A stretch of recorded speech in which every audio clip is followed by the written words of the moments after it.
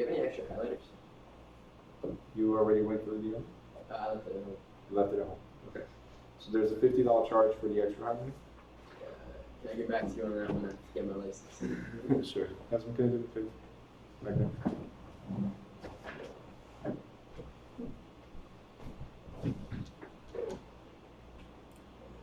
Thank you. You're gonna pay me a highlighter after you get your license? Yes. I already paid you for this class. Not for the highlighter. That's extra. Of course it is. It's very extra. All right. All right, this is recorded, but I'll edit. The school I was at before, you didn't have notebooks, you didn't have highlighters or pens. You got the book because you paid for it, but that's it. Well, then I'm very lucky. Just saying, yeah. You didn't give us highlighters?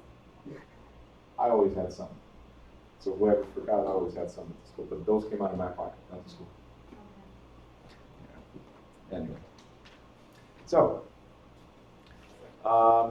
we were, for those of you that were not here yesterday, we got almost through half of chapter 3.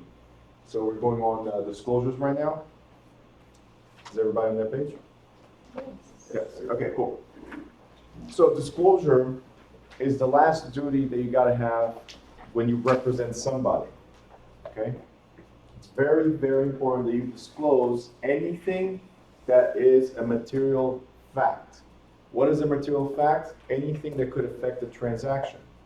Okay? So, for instance, the seller tells you that there's mold in the basement.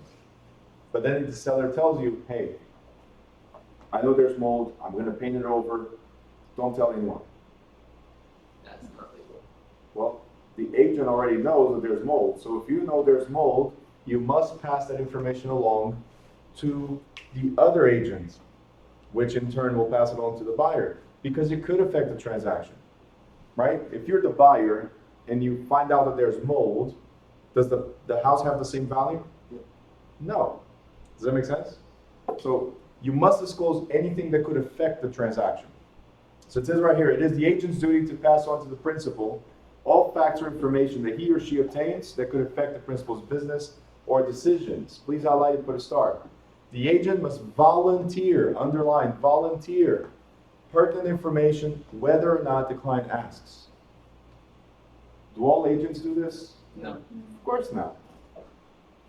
They know there's mold, they know there's damage, but hopefully my buyer will not see it, because then we can close. Right? And if we close, what do we make, Mr. Thomas? Money, yes. If we close. Did I act in my client's best interest? Did I act in my client's best interest? I act in my best interest, right? So, you were saying, Sebastian? Would there be a penalty for that guilty knowledge? We're almost done with the class, by the way. You check the time? Yes, 2 minutes. All right. So, say it again. Is there a penalty for having that guilty knowledge and not passing it on? Is there a penalty? So here's the thing. We talked about penalties yesterday, right? And you could get your license on probation, suspension, or even revoked depending on what you've done, right? But you also can get sued by the client because they lost money. Yeah. So it's not only the penalties, which minimum $250, maximum of $50,000. It's also suspension of your license, revocation of your license, and possibly a lawsuit. So do you want to hide stuff? No. All right. See, that's what I'm trying to say. Making a little bit of money, right, just because you're trying to get things done is not enough, right? You should think about the long run. You guys remember we had to highlight and circle 6 years? Mm-hmm. Because your client or anybody in the transaction has up to 6 years to file a lawsuit against you. So you think you're safe because you closed and nobody noticed anything? Yeah. The next 6 years, you're not going to sleep right. Because you're going to think about that one transaction that you screwed up, hoping it doesn't haunt you. Does this make sense? All right. So disclosure, it says right here in green, you must volunteer information even if they don't ask. If you know about it, say it. Okay, this is different from the previous one, which was loyalty, confidentiality. If you know they're getting a divorce and that's the reason for the sale, you don't pass along that information. We pass along anything that affects the transaction. Property structure, for instance. Okay, what you guys do? Great. So property structure, the seller's inability to sell, we're going to talk about that, the fact that maybe there's an issue on the title that can't be corrected. The buyer's inability to buy because they didn't get approved for the mortgage. That's why it's very important to get a pre-approval with every contract, right? So these are things that could affect the transaction, because if the buyer doesn't have a pre-approval, can the buyer buy? No. Probably not, most likely not, right? So get the pre-approval, and it could happen that we close.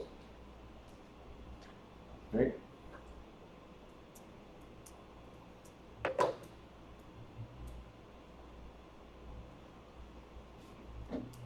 And it says right here, this includes any information, well, it should say right there in your book. This includes any information that might affect the object of the agency. We're getting there.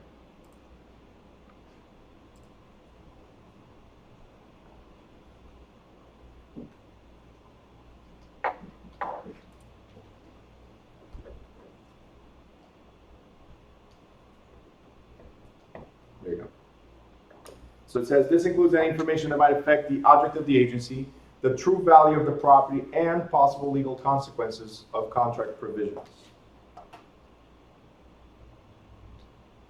Breach of duty of disclosure or notice, it says the law considers that any notice that has been given to the agent has been given to the principal.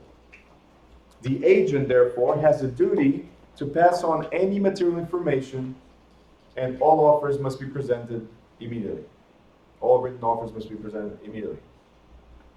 Okay? So you have the duty. That means if somebody gave you a piece of information, you must pass it along.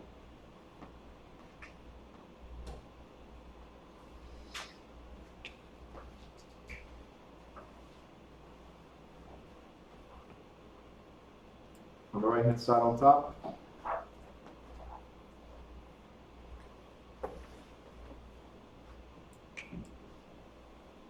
It says, go to where it says broker salesperson relationship. We already covered this several times. Look at what's highlighted. It says the salesperson is responsible to the broker under whom he or she is licensed. So if you work for Remax, Remax is the one you represent. Does that make sense?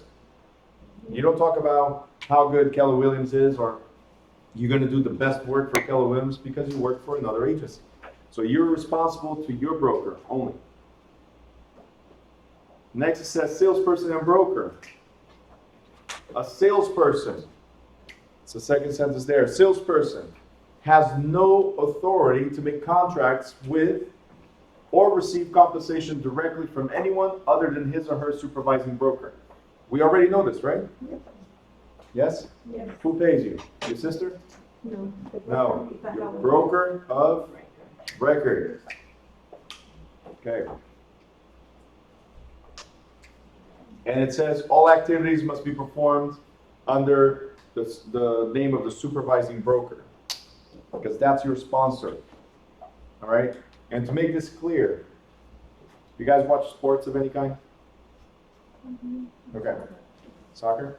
All right, cool. So the soccer jerseys, for instance, they have the logo of the team, right? And then there's another logo, which usually is the sponsor.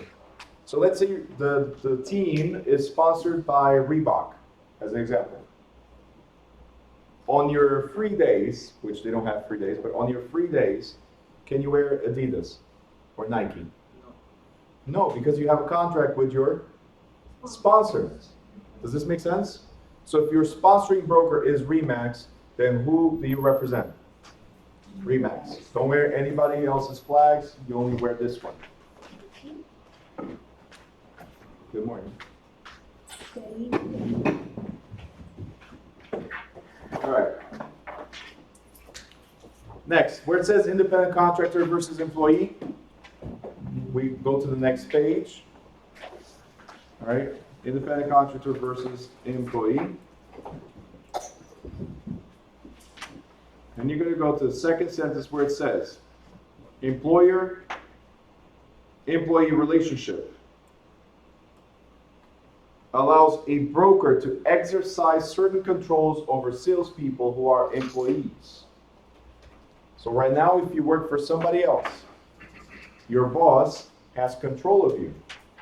Because if you don't do what they ask you, ethically of course, right, what's pertaining to the job, but if you don't do, then you could lose your job, right? You might not get paid and all that stuff. But certain controls are working hours. What does that mean? You have a schedule. You gotta be 9 o'clock and you leave at 5, as an example, right? If you get there late, what could happen to you? A warning, lose your job. Who said lose your job? Right away? That's a nasty employer. You're late once, you lose your job. No, you get a warning. Right? You get a warning. You get there late second time, you get maybe a second warning. Third time, yeah, I don't think there's going to be a third time, right? Does that make sense? So they have that control. Office routine, dress standards. Can you wear whatever you want when you go to work? Yes. Yes? Yes, my job doesn't care whatever. So if you... But not everything. Oh, okay, You know, all right. I could even wear sweatpants. I just can't wear a But you pom-pom. can't wear, okay. All right, so not everything. There is a company in California that apparently on Wednesdays is free Wednesday, like literally Oh, Lord. free. No, Lord has nothing to do with that part.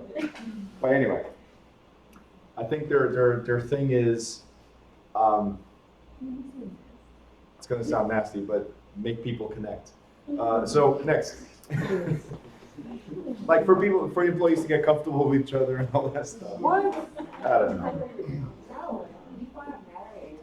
Say it again? No, Because people are married? That's the only reason? Yeah. I wouldn't walk around. Anyway, so there's uniform. Now guess what? There's another requirement if you're an employer-employee relationship. And it says as an employer, the broker is required by federal government to withhold Social Security tax and income tax from the wages. See, Uncle Sam does not trust you. So Uncle Sam says, broker, please take money from the paycheck towards the taxes. But this is employer-employee. So if it's my unlicensed assistant, this will be the scenario. You got it? But are you guys going to be unlicensed assistants? No. No, you're going to be licensed salesperson. Yes. So because you're licensed real estate salespersons, you are independent contractors. Independent contractors. That means you are your own boss. We went over this the first day, right? You're your own boss. You're sponsored by your broker and you have to give something to your broker, but you are your own boss, right? Being your own boss, do you have a schedule? You should, Oh, yeah. You gotta make the but you gotta make somehow. it. Yeah. Yeah, that's it. But do you have to?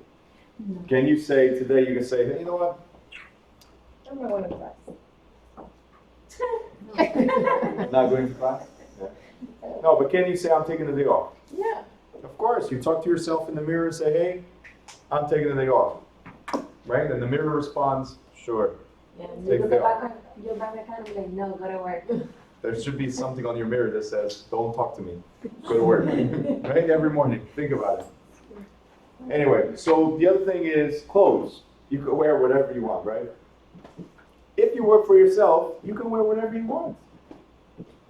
You're at work, you could be working from home, so whatever you want. Does that make sense?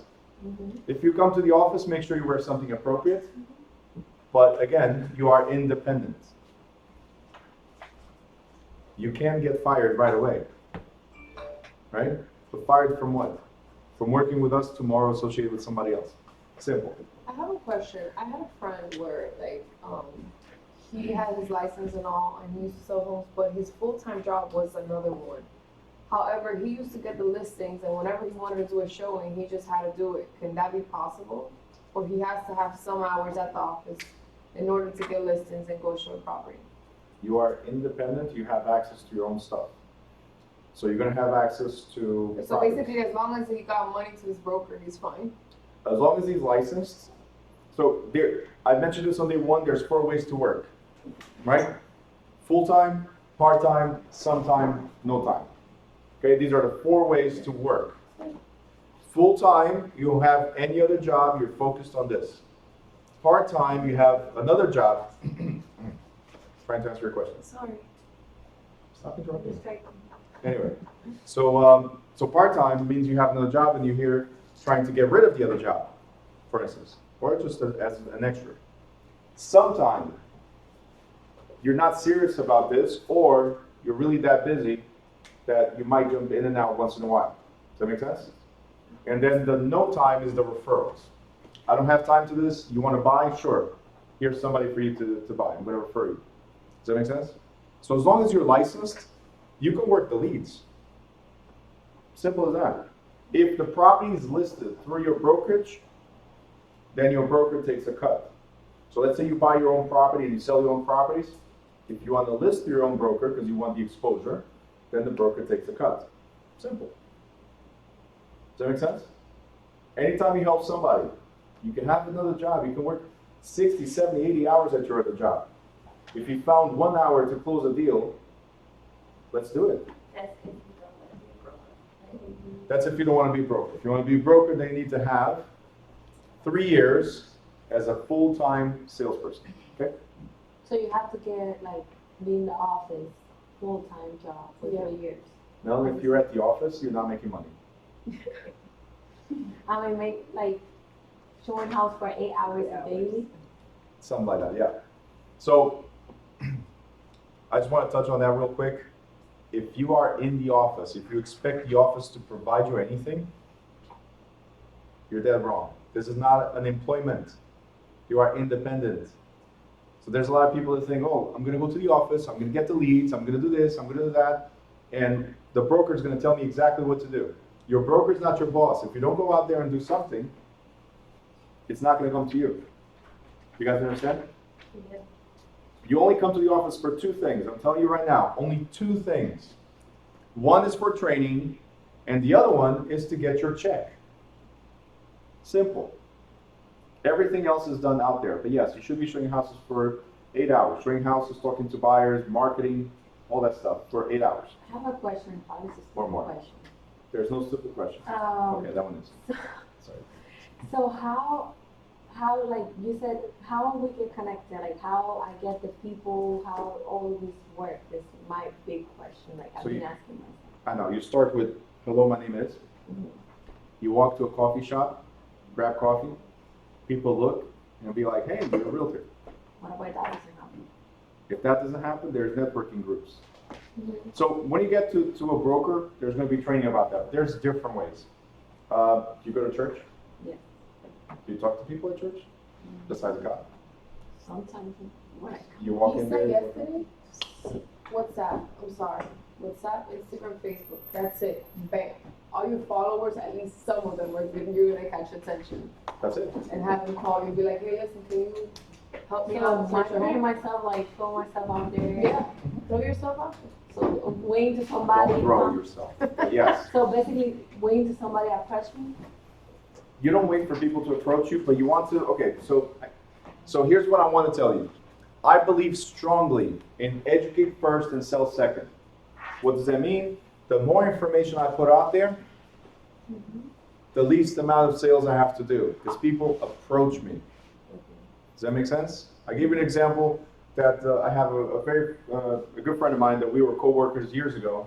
I haven't spoken to him in a while, and now he's asking, hey Bruno, I want to buy a house.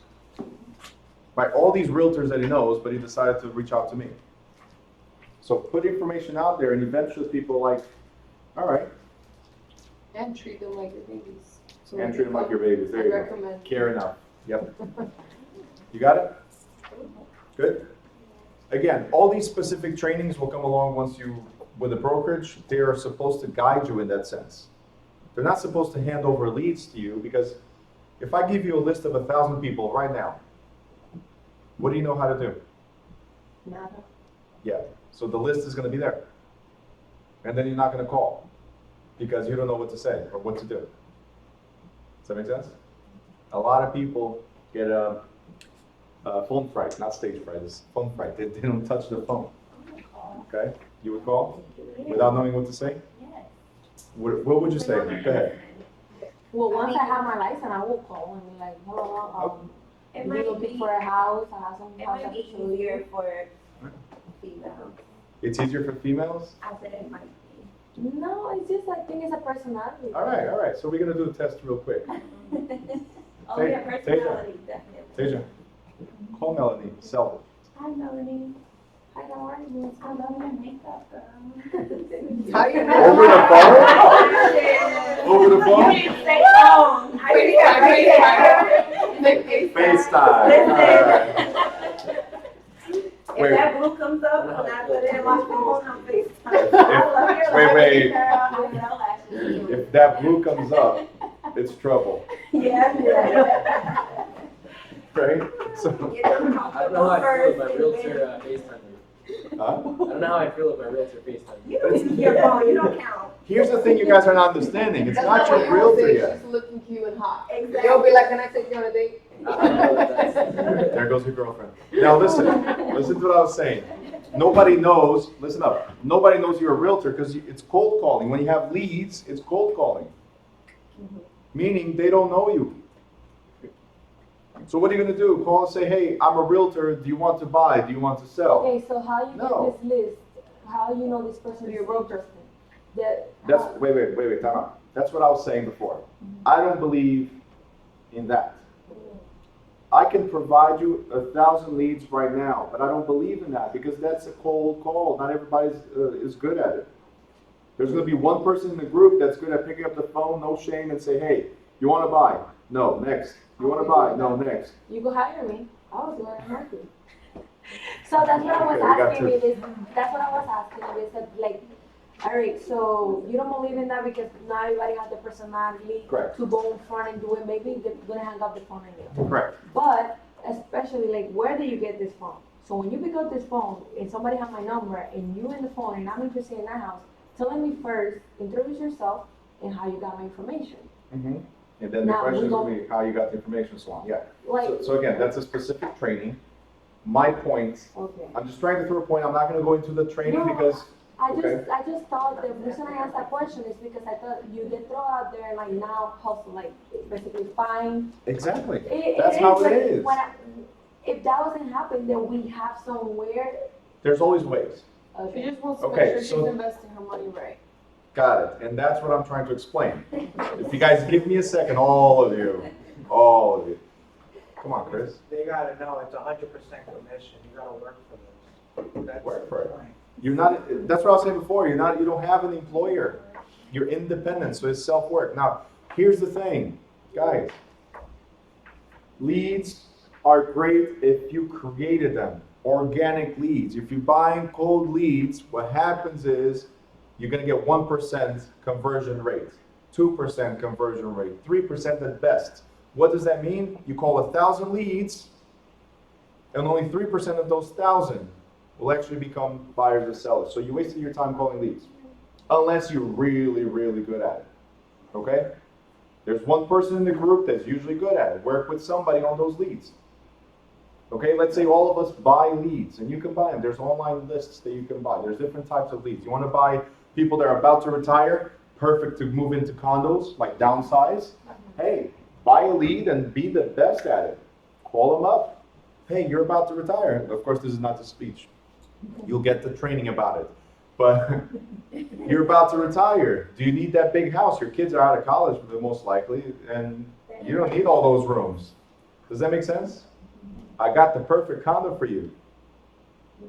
With all the amenities. You don't have to shovel snow anymore. There's a lot of stuff that you can hit on to move them to the condo. After you get your license. Okay. You never call them back, right? Wait, somebody cold called you and left you a voicemail. Yeah, say, hey, my name is blah, blah, blah. I don't know if I'm talking to the correct person. You're supposed to just hang up, right? No. They left the message. All right, let me hear this week, and we're gonna move forward right after. So, what was the voicemail, real quick? He gave me his name and then he basically was telling me my home address and if I was interested in selling because he and his family for looking to buy my house. And then he gave the Ah. broker's name though. He did give who where he works, that he can. What if he wanted to move you off without you having been to? All right, so that's, This is scam. That's a stalker. He There's- wanted your house and went you out. It was weird. I can get all your info right now. That's the easiest thing. The data is sold every day. Do you guys have a credit score? Mhm. Okay, do you know who reports the credit score? TransUnion, Equifax, Experian. Guess what they report as well? Your address, your information. Your info to people that are willing to buy it. Guess who buys info? Stalkers that want to make money. Yes. Yeah. Okay.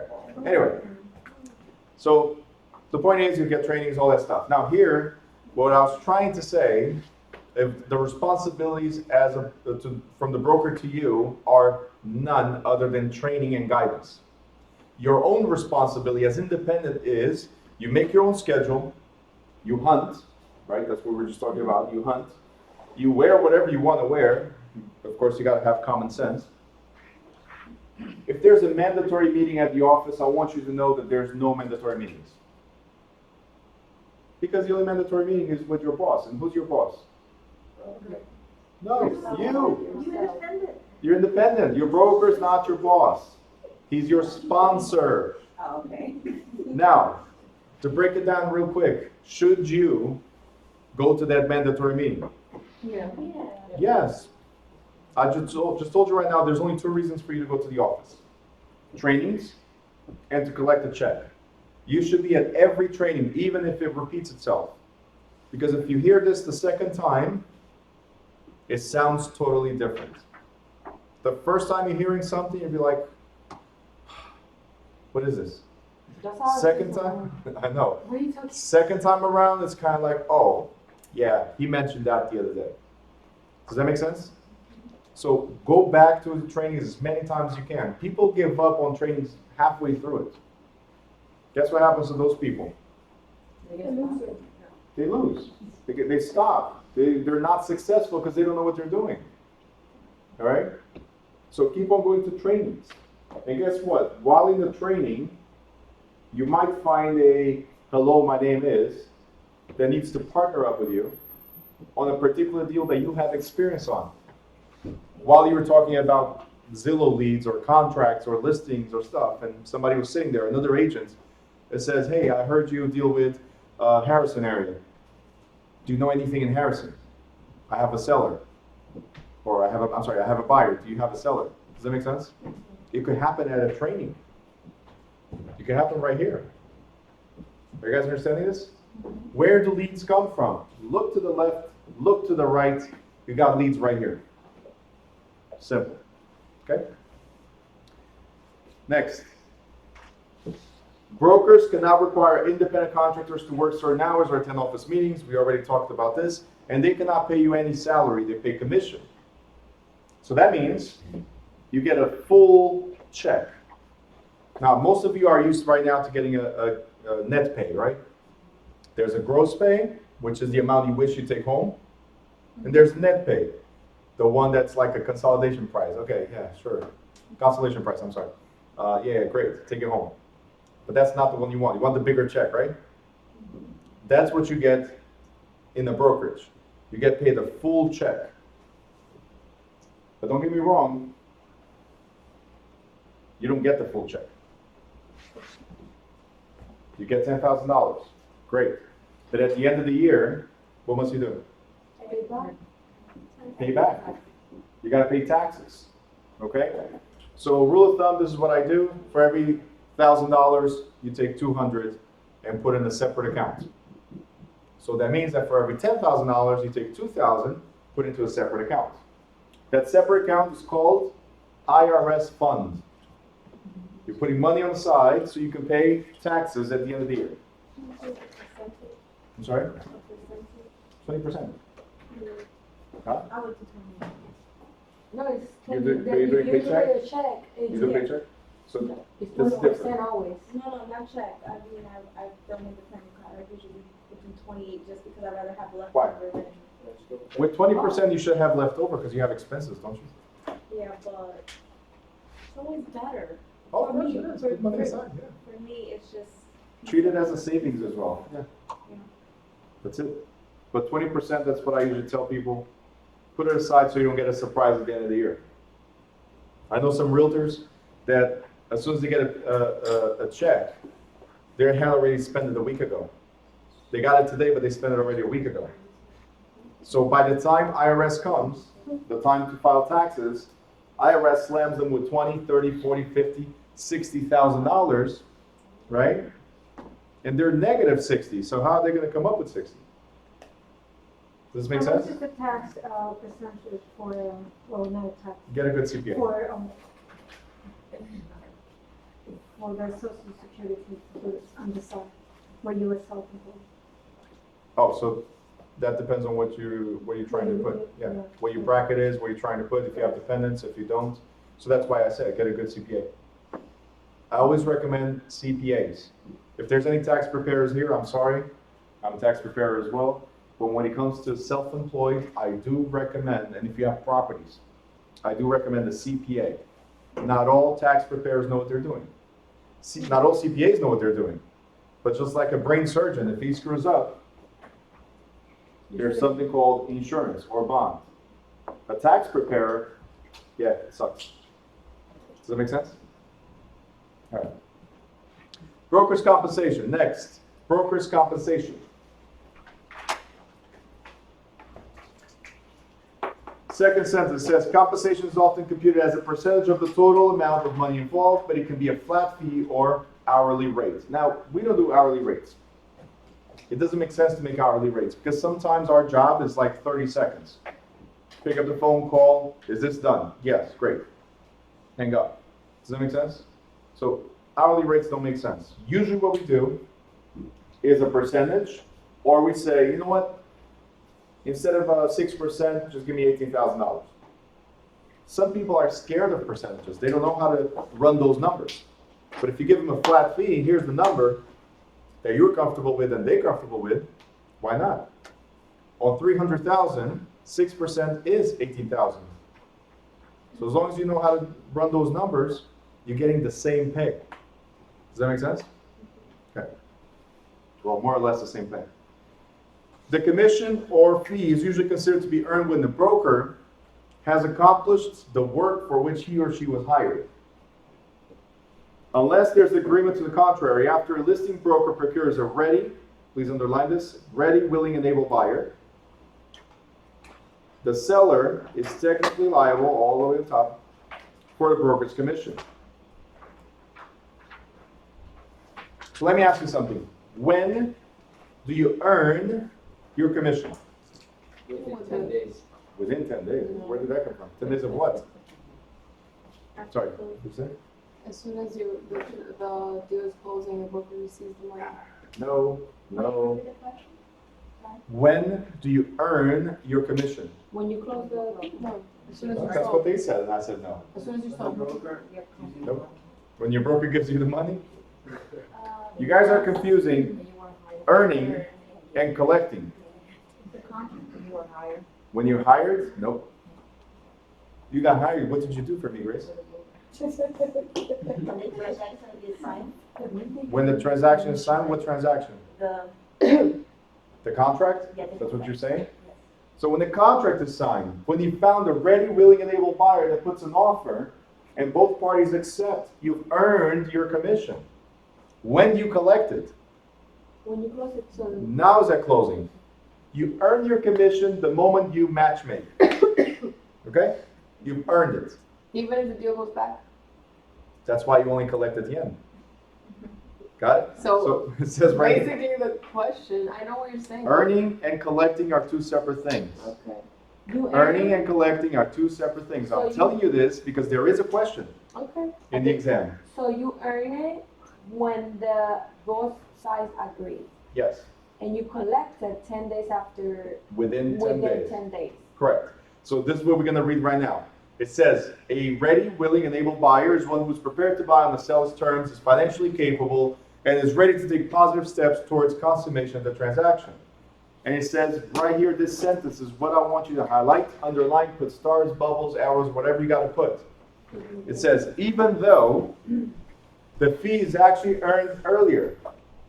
Most contracts provide that the fee not be paid until the actual sale or transfer of title. So I'm telling you this because there's going to be a question. When do you earn your commission? Your commission is earned at the time of contract. When you match make, when you found a ready, willing, and able buyer for that seller. If the question is when you collect your commission, you collect it or get paid at closing when the actual sale or transfer of title happens. Okay? Because in some cases, it says right here, even after the listing broker or cooperating broker has produced a buyer who is ready, willing, and able to meet the listing terms, the deal falls through.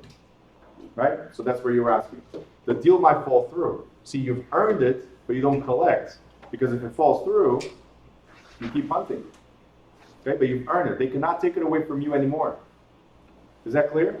They cannot take it from you. So if it actually closes, it's your money and nobody can say no.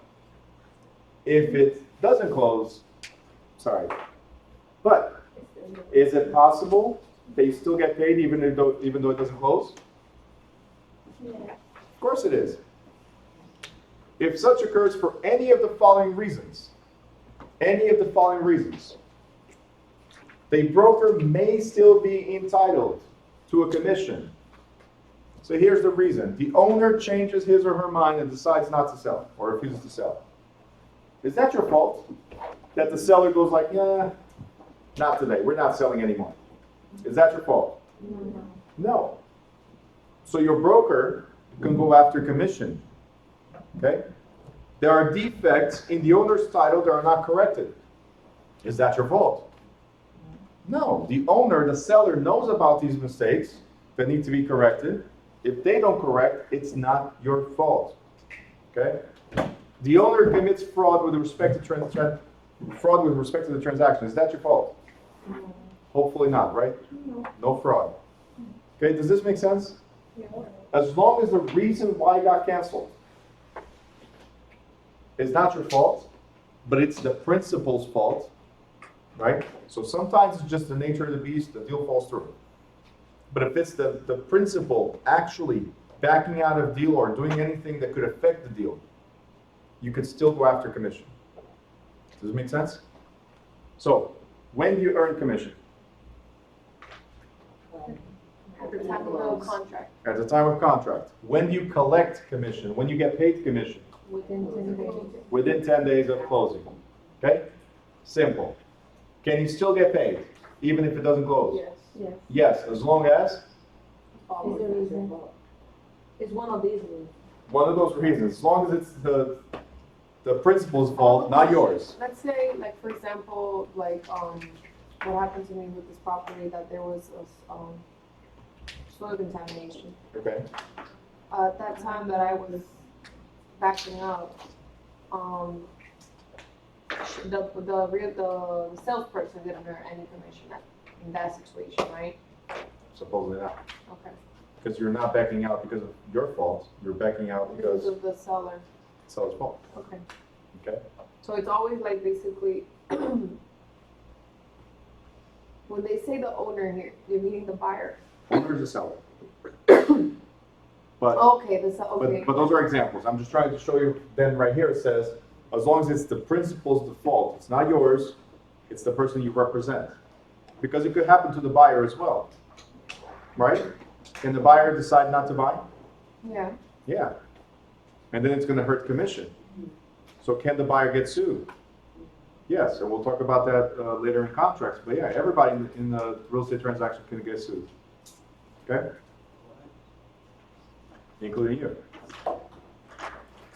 Question, do I have to have a lawyer? Who? Like, need the salesperson? To collect commission? Yeah. Yeah. At that point, somebody's going to have to sue somebody. But don't worry. Sooner or later, you get paid. All right, go to page 31. Yes. Sometimes inside of the office you have a lawyer, right? Okay, say it again. Sometimes inside of the office you still have a lawyer. You use the lawyer inside of the office, or you have to have your own? So a brokerage should have Their own lawyer. should have in-house attorneys, yes. Not all brokerages do, but they should have in-house lawyers, in-house mortgage people, in-house everybody. Whoever participates in a transaction, we should have. In-house means there are direct connections. Okay, it's not like they work for us. But should we have in-house counseling? Absolutely. Because if anything happens, we want to make sure somebody that knows our business is ready to fight for us. You got it? Especially at a lower price because they already got so much business from us. Just saying. All right, page 31. Everybody there? Page 31. It says the broker is usually entitled to a fee if he or she was the procuring cause of the sale. So procuring cause means, so underline procuring cause, means you produced a ready, willing, and able buyer. It's basically the same thing. Same thing. You're entitled to a fee because you're the one that introduced the buyer. And this is very important because of the next sentence. It says, where several brokers disagree as to which one brought about the sale, the one with the best claim to be the procuring cause is often difficult to determine. In some cases, it could be the one who first introduced the buyer to the property. In others, it could be the one who brought the parties into an agreement. That means they actually got the sale done. So what are we saying with this sentence as far as procuring cause? So you bring Melanie as a buyer, right? And she sees a house. But then she's not happy because you only showed a few properties. And she talks to Janine, which, is also in the area. So Janine now has more properties to show. But then you decide to show Melanie the property that she saw. You didn't know it, but it's on your list. Okay? So she showed the same property that you showed.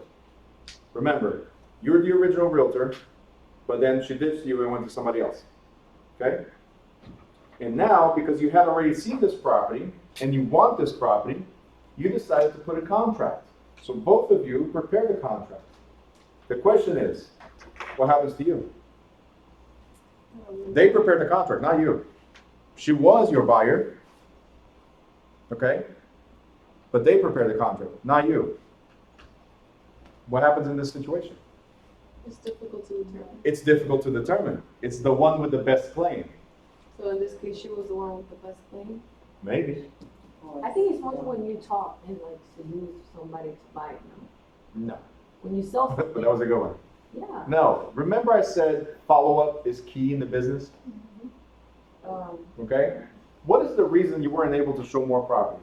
Why did she have to go with somebody else? You didn't I'll communicate. tell you right now, no She was communication. annoying. She was annoying? You don't earn my money. You don't earn my money. Remember I said, I think yesterday I mentioned You that had a complicated clients? Mhm. I got another lead today. Oh, another. From 2 weeks ago. Now it's the fourth referral from the same couple. Fourth referral Call from the them same and say couple. thank you. Okay? Complicated clients. Don't give up on complicated clients. Well, you didn't love enough, so now Janine loves her. All right. The point is, who gets paid here? Do you have a fighting claim? Yeah. Yes? As long as you can prove there was follow-ups and she showed the house first and she made every intent possible to get this done. And guess what? You were trying to steal. Does that make sense? Because you So as would have been respectful enough, you would have been like, listen, my colleague Heidi, she was already on top of Oh, this. we're colleagues? Let me send Oh, you, we're you're working at the no? same company. Oh, I No. thought it was two No, different- for two different brokers. companies. What if you don't? You're still colleagues. What about? You're independent agents, guys. Yeah, but, So you're in the same field. So How yeah, she so show knows- respect for the other one, because you wouldn't want me to Sure. do But how that. she knows that I'm working with her? Because How she does has she know? access to All right, the that's a very good question. Let me ask you something. She doesn't have access to see if she saw the property. But here's my question. But you said that before. What For did I say? example, you said Janine She showed saw the same property. that but then Showed. But you don't Oh. know, she don't know. Oh, that- okay. All right, so let me break this down real quick. Do you guys know that we have the same axis? It's called GSMLS, or Hudson County MLS, or NJMLS.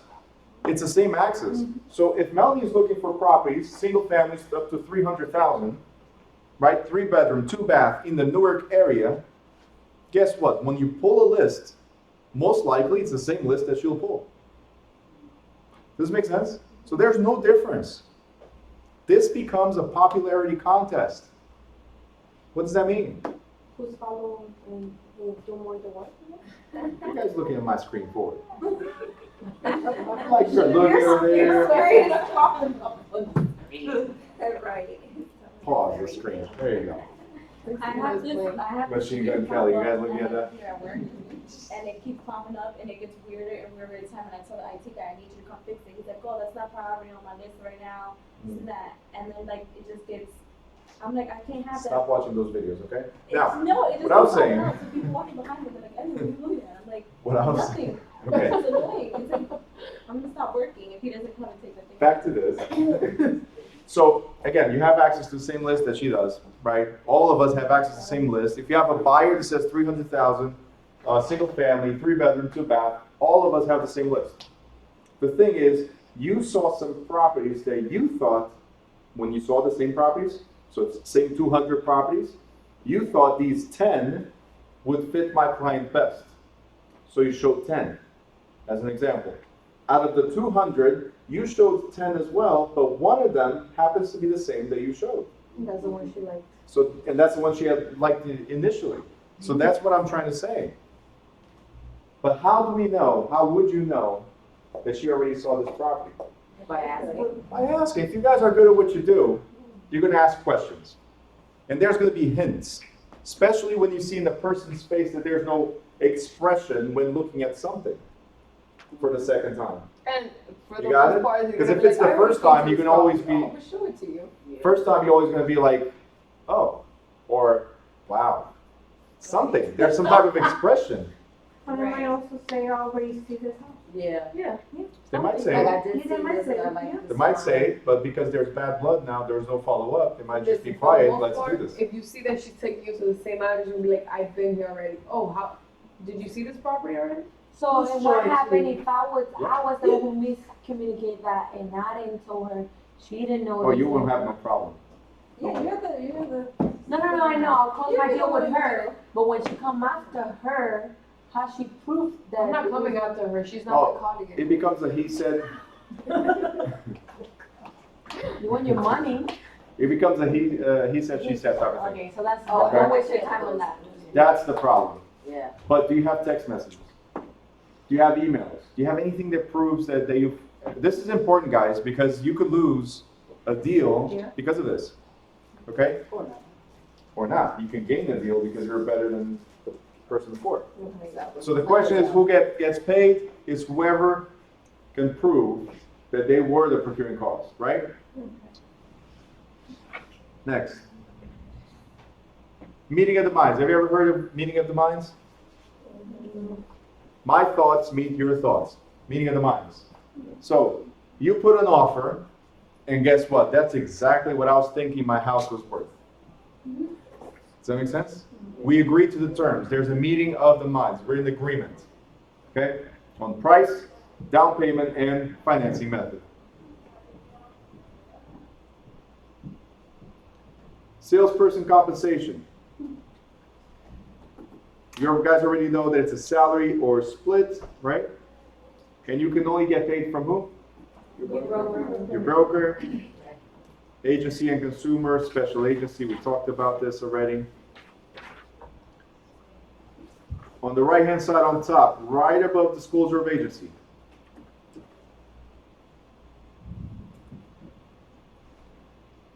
It says, a broker has the right to reject contracts, agency contracts that, in his or her judgment, violate the ethics or high standards of the office. Okay, so I can reject. In fact, I must reject contracts that would cause the broker to violate the law. So one thing is what we expect for this office. Another thing is you're breaking the law, so I'm definitely not working with you. You must, underline, must reject contracts that will cause the broker to violate your law. And we'll talk about this in the next chapter. Discrimination, for instance. Okay? Where it says disclosure of agency. So I told you there's 110 questions in the New Jersey State exam, correct? 110 questions.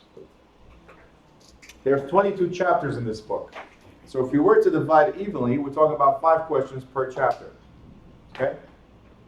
And now I want to tell you, just this little section alone, here and half of the next page, there's at least 5 questions. On So disclosure of please, agency? yes, so please pay attention on disclosure of agency. Okay? It says, New Jersey regulations require licensees to present a consumer information statement, which is a form of disclosure to all sellers, buyers, landlords, and tenants on the sale or rental of all 1 to 4 family residential properties or vacant 1-family lots. Okay? Yes? You got to present the CIS, which is a consumer information statement, to every contract, okay, in 1 to 4 family residential or vacant 1-family lots. Now, it says here that if it's short-term rentals or if it's commercial or anything like that, you don't have to. But it says, although it's not required, right there in green, although it's not required. Written disclosure of agency can be a prudent precaution for the broker in all situations. And you guys are going to understand this in a little bit. Why would be prudent for you to still provide it? Okay? Right here, the next paragraph, I want you to, I don't know, put a bunch of arrows towards it, a bunch of stars, whatever you've got to do to make sure you focus on this paragraph. It says, consumer information statement describes the types of business relationships, underline types of business relationships, a real estate agent can enter into with a customer or client, and the duties associated with each relationship. So what is the CIS? It's a disclosure that represents the types of business relationships. Okay, disclosure of types of business relationships. Right. Now, what kind of business relationships can we enter into? Is that? No, it's probably the people next to it. Oh, right. It's raining. It says right here, you can be, a real estate agent can function as a seller's agent, buyer's agent, disclosal agent, or transaction broker. Do you guys remember these from yesterday? Yeah. Okay, so seller's agent represents the seller, obviously. Buyer's agent represents the buyer, obviously. Disclosal agent represents both. Transaction broker represents the transaction itself. So you got to know this because you have to inform your client about these options, okay? With that being said, I want you guys to go to page 36.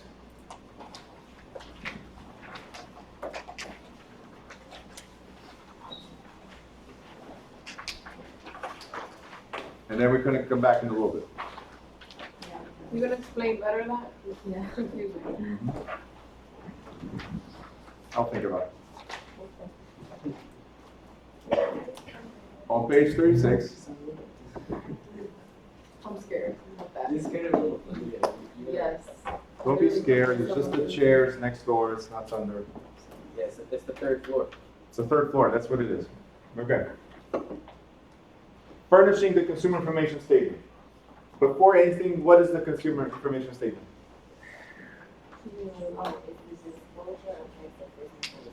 It's a disclosure of types of business relationships. Great. So, furnishing. What does it mean to furnish something?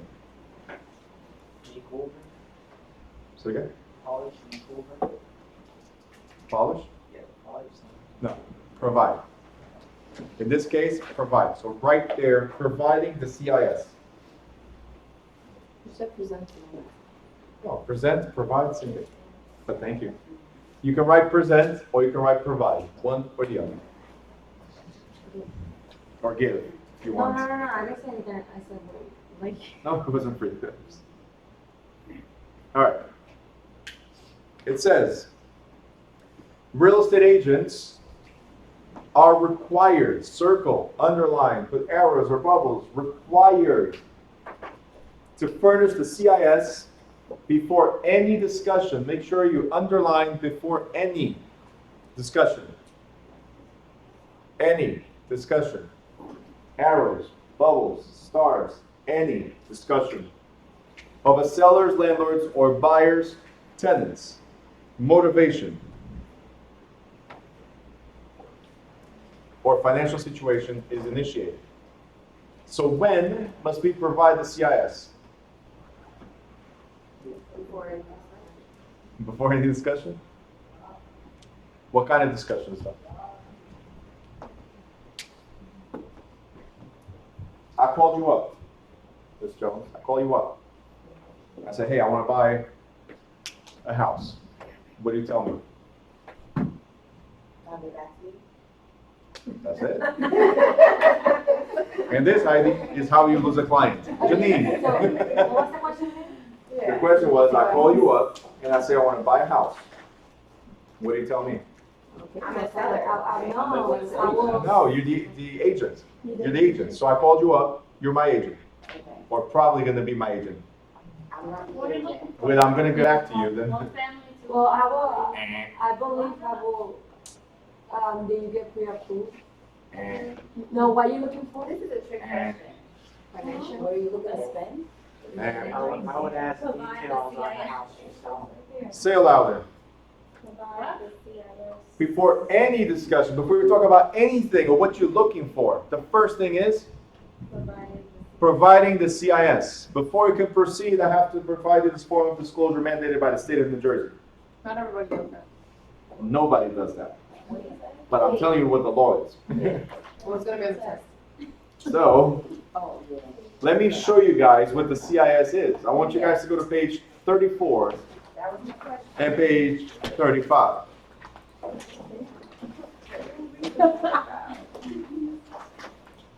Here's what I want you guys to put on top Please read. of those two pages. Oh, I still have that. I still On have- top of those two pages. Did you ever? I still have it. Did you ever read it? Okay. So on top of those two pages, you're going to write in big bold letters, please read me, and fold the top. Fold the top, because you got to get back to this. Whatever you do once you get out there, it's your responsibility, your liability. It's totally up to you. But I'm telling you what you should be doing in every transaction. Somebody calls you up. Before you can represent that client or discuss anything about representation or what you're looking for or how are your finances or anything like that, this is what's required to do. Do you do it? Disclose it. We have to read. Let's find out what it is first. Then I'll answer that. Yes. So you're saying, call me up and I'm supposed to read this to you? Correct. Okay. And here's what you're supposed to read. So, page 34 and page 35. Now it's easy, right? It's an easy read. There you go. I mean, Have you been to my class before? That's what I usually do. Page 35 too? Page 34, page 35. When you go to the bank, they like, do you agree? No. Right. So that's the problem. When you start reading, it says here, in New Jersey, real estate licensees are required to disclose how they intend to work with buyers and sellers in real estate transactions. In rental transactions, terms buyers and sellers should be read as tenants and landlords respectively. As a seller's agent or sub-agent, I as a licensee represent the seller, and all material information supplied to me by the buyer will be told to the seller. What would you do at this point? What the heck? Hang up. Exactly. And not just, Sound like a bid. and just, oh, I could be doing the auctions. But here's the thing, I only did item 1, point number 1, bullet point 1, section 1. Look what we got to do. Okay? And wait, there's still that side, and there's still the next page, all the way here. One second. All the way here until we get to this. Sellers and landlords, by signing this consumer information statement, I acknowledge that I received the statement from RE/MAX prior to discussing my motivation to sell or lease, or my desired selling or leasing price with any one of its representatives. And there's a section for buyers as well. They have to sign. There's a section where agents sign.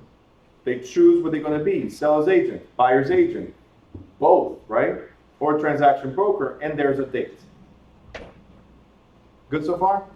So there's no point in even saying it on the phone because they have to. Oh, there's no point in saying because they have to sign. So if they say, oh, I'm Oh, interested. hold on. Hold that thought. Well, there's no point in saying it. Hold that thought. In green, page 36. Look what it says. If the first discussion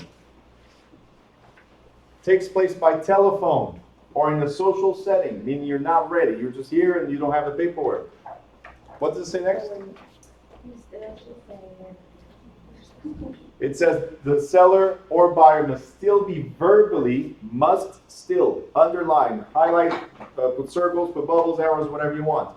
Must still be verbally informed about the possible agency relationships and alerted to their implications. So you must still do it over the phone. Let them know, because then the statement should be furnished at the next meeting. So over the phone, I still tell you, and when we sit down face to face, you got to sign what's on page 35, acknowledging that you did receive it. Does this make sense? Okay. Now you ask me, well, you made a statement. Not everybody does this. I actually dare you guys. Call agencies. Call agents. Say you want to buy or you want to sell. Let's see what they say. I guarantee you're not going to find one that goes over this. Now, does that mean that it's okay because nobody does it? No. Of course not. The law, and for state exam, for you to be licensed, you must answer correctly. So as soon as a seller opens the mouth and the buyer opens the mouth, what is the first thing that must come out of your mouth? CIS. CIS. Period. No ifs or buts about it. What people do in real life has nothing to do with book. And how can I present this to you guys? Who's been to school before? Right? So if you've been to school before, you graduated school, right? Except for Sebastian. Right? You're still in school, right? Yeah. Okay, cool. Great. So you graduated, right? And tell me, out of the 100% that you learned, how much do you use? At best. No, you don't. No, you don't. 20%. All right? So here's the thing, guys. Children, here's the thing. You got a book with almost 500 pages. Do you think you're going to use everything in those 500 pages? No. You're not. But you need to pass an exam, the same thing as when you're in school. Should you use what's on those pages? Yeah, ethically, you should. But I'm going to tell you right now that unfortunately, once you get trained by your brokers, they tell you, oh, don't worry about this, don't worry about that, just keep moving forward. Like the storm. Okay, like the storm. Don't worry about the storm, we're here safe. Come on. Anyway, But wait, I'm waiting. bottom line is, how do you present it to your clients? When I talk to my clients, okay. When I talk to my clients, I make it very easy. They say they want to sell. Okay, I just want to let you know that there's a mandatory disclosure by the state of New Jersey. And is it okay if I go over it with you? They say yes. Right? Most of the time they say yes. If they say yes and I start reading the whole thing, they hang up. So what I do is very simple. There's this disclosure. Nope. No. There's this disclosure. Mandatory. Is it okay if I go over it with you? They say yes. I go, listen. You want to sell.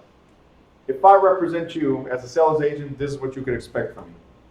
If I happen to represent you as a sales agent and then later on find a buyer, I could represent both. Just know that if I represent both, there's a few things that I cannot do for you the same way I cannot do for the buyer. Which is? Does that make sense? Well, not yet. Oh. And then I say there's another option, usually that's the one I like, which is transaction broker. Because as a transaction broker, my focus is getting the deal done. And that's the one you usually go for. That's what I tell them right away. But here's what we're going to do. Before we even go over anything over the phone, I actually would like to sit down with you regardless. So let's sit down and I'll go over in detail about how I could represent you best. Easy. So we're not talking over the phone about a single family, 2 families, 3 families, about a lot, about a business. No. I immediately told you, let's not talk over the phone because this is serious. It's an investment. Let's sit down. You got it? Most agents, you call them up and say, I want to buy or I want to sell. All right, give me your information. 2-family up to how much? Yeah. You got it? Don't do that. Let's sit down. Matter of fact, I can prove it to you right now. I think it's so Because there's people that say, oh, bro, it's just your speech. All right? You're so good at selling. That's what it is. All right? So unfortunately, it's in Portuguese. I'll say it in English. But if anybody else, I'll do the screenshot. You guys can translate it if you want, if you think I'm lying. But I said right here, after saying that I could she wants to buy a house. It was recommended by this couple that I just closed. Right? The couple that gave you a hard time? They gave me a hard time. they're the best. From Elizabeth. They're awesome. I'm complicated. If you met my expectation, I'm gonna recommend you. They want a that house? If I meet your I haven't met yet. No, I'm saying if I'm buying a house, Oh, if you get to meet my expectation, you're the best. that's what it is. So I said right here. So I asked, do you have any way to come to my office? So this is after speaking about that. Do you have any way to come to my office so I explain the process and exactly what you need? And then she goes, oh, and then there's to keep on going. I just need to know what is needed, what I'm looking for. Could you send me some houses? And I said, you know what? Just let me know when you have time, because she said she was busy. I said, just let me know when you have time, because again, the best thing you should do is sit down and go over your options. So I try to avoid. I prefer to lose. Face with glasses, like. Of course, always. You know. You gotta get out here. Of course. See, because you're slamming them with something, you gotta put something funny after that. Then it sounds like you being arrogant. Like, Arrogant? that's the Really? funny thing. Huh? Me. Say again? All Hispanic are arrogant. Huh? We all sound arrogant. We all sound arrogant, regardless. Anyway, so the point is, my point is, I try to drag the person to the office instead of providing info. I could have said right away, oh, great. What is that you're looking for? Does this make sense? I could have done that right away, but no. I'm trying to drag the person to the office for 2 reasons. Well, 3 reasons. 1 is the CIS. 2, for me to understand what they're looking for, if it's now, if it's later. And 3, so I can have the mortgage person here with me present and go over a pre-approval. Because I'm not going to work with you as a buyer if we don't know how much you can afford. Does that make sense? Mm-hmm. So 3 things. 1 is CIS. 2nd is know exactly what you want versus what you need. So get both in place and check, right? To see how much. And then, can you afford it? So always try to have a sit down. Don't give information over the phone, because there's 1,000 agents giving information over the phone. And guess what? As I explained before, it's the same information. But once they sit down with you, they're yours. You got it? Yep. Yes? Awesome.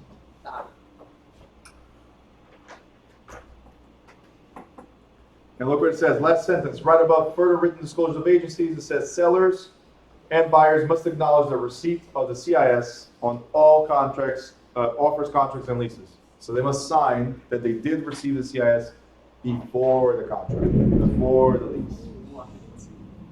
This is powerful information, isn't it? And That was the sorry cue. to go back. Can you explain to me again what is a transaction broker? Okay. You see where it says, please read me? Yeah, so read it. Okay, so we gotta read it. But I'm gonna go back. I just wanna make sure you guys understand, you have to go over it. Transaction broker, it says, New Jersey real estate licensing law does not require licensees to work in the capacity of an agent. Because when there's an agency, there's an employer-employee relationship, a fiduciary relationship. Remember? Fiduciary means I gotta put you above my interests and everybody else's. So a transaction broker works with a buyer or seller or both in the sales transaction without representing anyone. A transaction broker does not promote the interests of one party over the other party in the transaction. Licensees with such a firm would be required to treat all parties honestly and to act in a competent manner, but they would not be required to keep confidential any information. So you're going through a divorce? Hey, if you allow me, I will pass that information along because I want to get the deal done. I want to help you. Because if you're holding on to that information, you know, we might not close. Okay? So it says right here, transaction broker can locate a qualified buyer for a seller and suitable properties for a buyer. They can work with both parties in an effort to arrive at an agreement on the sale and rental of real estate and perform tasks to facilitate the closing of a transaction. So a transaction broker primarily serves as a manager of the transaction. Again, all I'm doing is matchmaking, but with no liability to either person. Does that make sense? So it's the same exact thing as being a seller's agent or a buyer's agent, but without liability, or reduced liability. I mean, you get a percent for both of them. The percentage is whatever is listed on the contract. So here's the thing. We're going to talk about that in listings, percentages and all that, but when something is listed, there's three options there. There's the buyer's agent, there's sub-agent, and transaction broker. And then there's a percentage assigned to each one of these. See, if you represent as a transaction broker, maybe the commission is 2%. For a buyer's agent, maybe the commission is 2.5%. Maybe you get more if you represent because of liability. Does that make sense? You might get paid more. That's the only difference. Nowadays, they put the same percentage across the board because they don't want the headache of trying to figure out who's a transaction broker, who's a buyer's broker. But you look at the commission. That's the only difference. You got it? Questions? So I don't get it. Like, What? why would you want to be a salesperson if you can be a transaction broker without? No, you are a salesperson, period. Okay. The question is, why would you want to be a seller's agent or a buyer's agent when you could be a transaction broker? Because when you present this, after you read this, that's why this is so important. Who has bought a house before? Okay, you bought a house, right? Who has sold a house? Okay. At any point, did you guys go over this? The CIS with your agent? Not that I do. Not that you remember. But it's very important because if you know what you can expect from me, Oh, the most time is like, they'll be like, I'm gonna just mail you something, just make sure you sign, you read and sign. For the most part, you mail? Email, I'm sorry. Oh, email, I was about to say, even that. They're supposed to be sent it to you by email or anything? They're supposed to sit with you at that moment to sign it? Yep. In fact, 'Cause you're supposed once you go get to the over it. MLS and you send properties over to the person, before you send the email, it pops up something that says, hey, this is not the same thing as sitting down with your client. It actually says, you're emailing the CIS with the properties, but it clearly says this is not the same thing as sitting down with your client. So it gives a big warning. Don't think by emailing it's enough. No. I think it is enough. My question is if it can be done, send it, and still consider with them. Yeah. Okay. You can, It would not be. but you still have to, just Oh, make yeah, you sure still- you still have to sit down and Yeah, talk about I it. got that. Now, let me ask you this. You're thinking on the salesperson standpoint. Why would I be a seller's agent or buyer's agent when I can be a transaction broker, right? So now that I explained you the options, would you want to have, if you're the buyer or if you're the seller, would you want to have somebody represent you or the transaction? Me. You. But if you don't have the option, could you sue me for hiding that information? Does this make sense? So me- Someone that's aware, like now that we're aware Now that you're I was aware. aware, like Correct. you would say like, So here's the thing. I prefer to be a transaction broker. I don't want the liability. But you should have an option of choosing or defending yourself in this matter. If you tell me, no, you gotta be a buyer's agent, then you know what? You gotta be a buyer's agent, then you know what? I can either say yes or say no. So you could choose to like. Yeah, if you don't wanna work with me as a transaction broker, then I cannot work with you, because that's But what I prefer. for like, if I want to buy a house for my convenience, it's better to hire a buyer. Correct. For when I work at this, the best thing is. Once you're on the other side, you definitely want to have a seller or a buyer's agent. He's just telling you we have all, Huh? we like, No, he's about to leave, that's all it is. oh, he's scared. Wait, you just said you only take, when they want a transaction. Say again? If they don't want you to represent as a transaction. then I can choose to say yes or no. These are the options. There's a reason they're options. No, I'm talking about you. Me? Yeah. What do you mean? Because it sounds like you said, like, at the end, if they choose to say no. Okay. So I gave you the options. I prefer to be a transaction broker, Right. right? And then if you say, no, either you represent me as a buyer's agent or we're not working at all. Right. And I say, okay, then we're not working at all. Or I can say, you know what? I'm working as a buyer's agent, no problem. Okay, so you could change it. Yeah. But most brokerages nowadays, they'll tell you, try to go for transaction broker, so reduce that liability. Right. Okay? But again, you should explain all this. What a lot of agencies do is hide these documents till the end. So now when you're signing a bunch of paperwork, you sign that one, right? And you backdate it. So careful with that. All right, how do we terminate agency agreements? Termination of agency. How do we terminate agency? First of all, what's agency? What's agency? A relationship by the terminating of any power. No, you're reading. Employer, employee. You're hired by somebody. It creates an agency. Didn't I mention this a bunch of times? Employer, employee. That's no excuse. Because last time when you started, you missed the first day, but you had this day. A year, almost? Anyway. Yeah. I know my students. Anyway. So agency is employer-employee relationship. So you're hired by somebody. How do you terminate that agreement? Simple. It says death or incapacity of either party.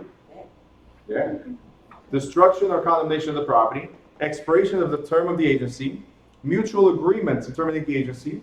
Renunciation by the agent. Revocation by the principal. Bankruptcy of either party. And hopefully, this last one is the reason why you terminate.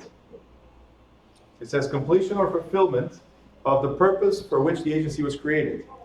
What was the purpose? So how's that? To sell or buy, right?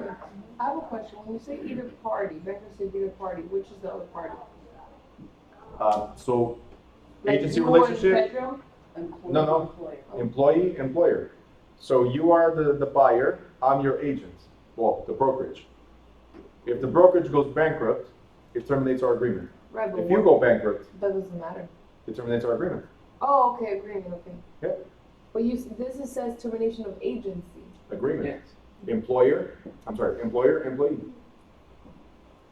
One of us went bankrupt, separates the, But it sounds confusing, to be What? honest. We're done. Because you say agency, employer, employee, but the one is buying is not your employer or employee. Well, no, because they hired you to. hire. Who hired me? They hired you to sell or help them sell or help them buy. The buyer hired me to help buy, Or or the seller hired me to help sell. So that's the. Isn't that an employment? employee. Yeah, I understand, but terminating, well.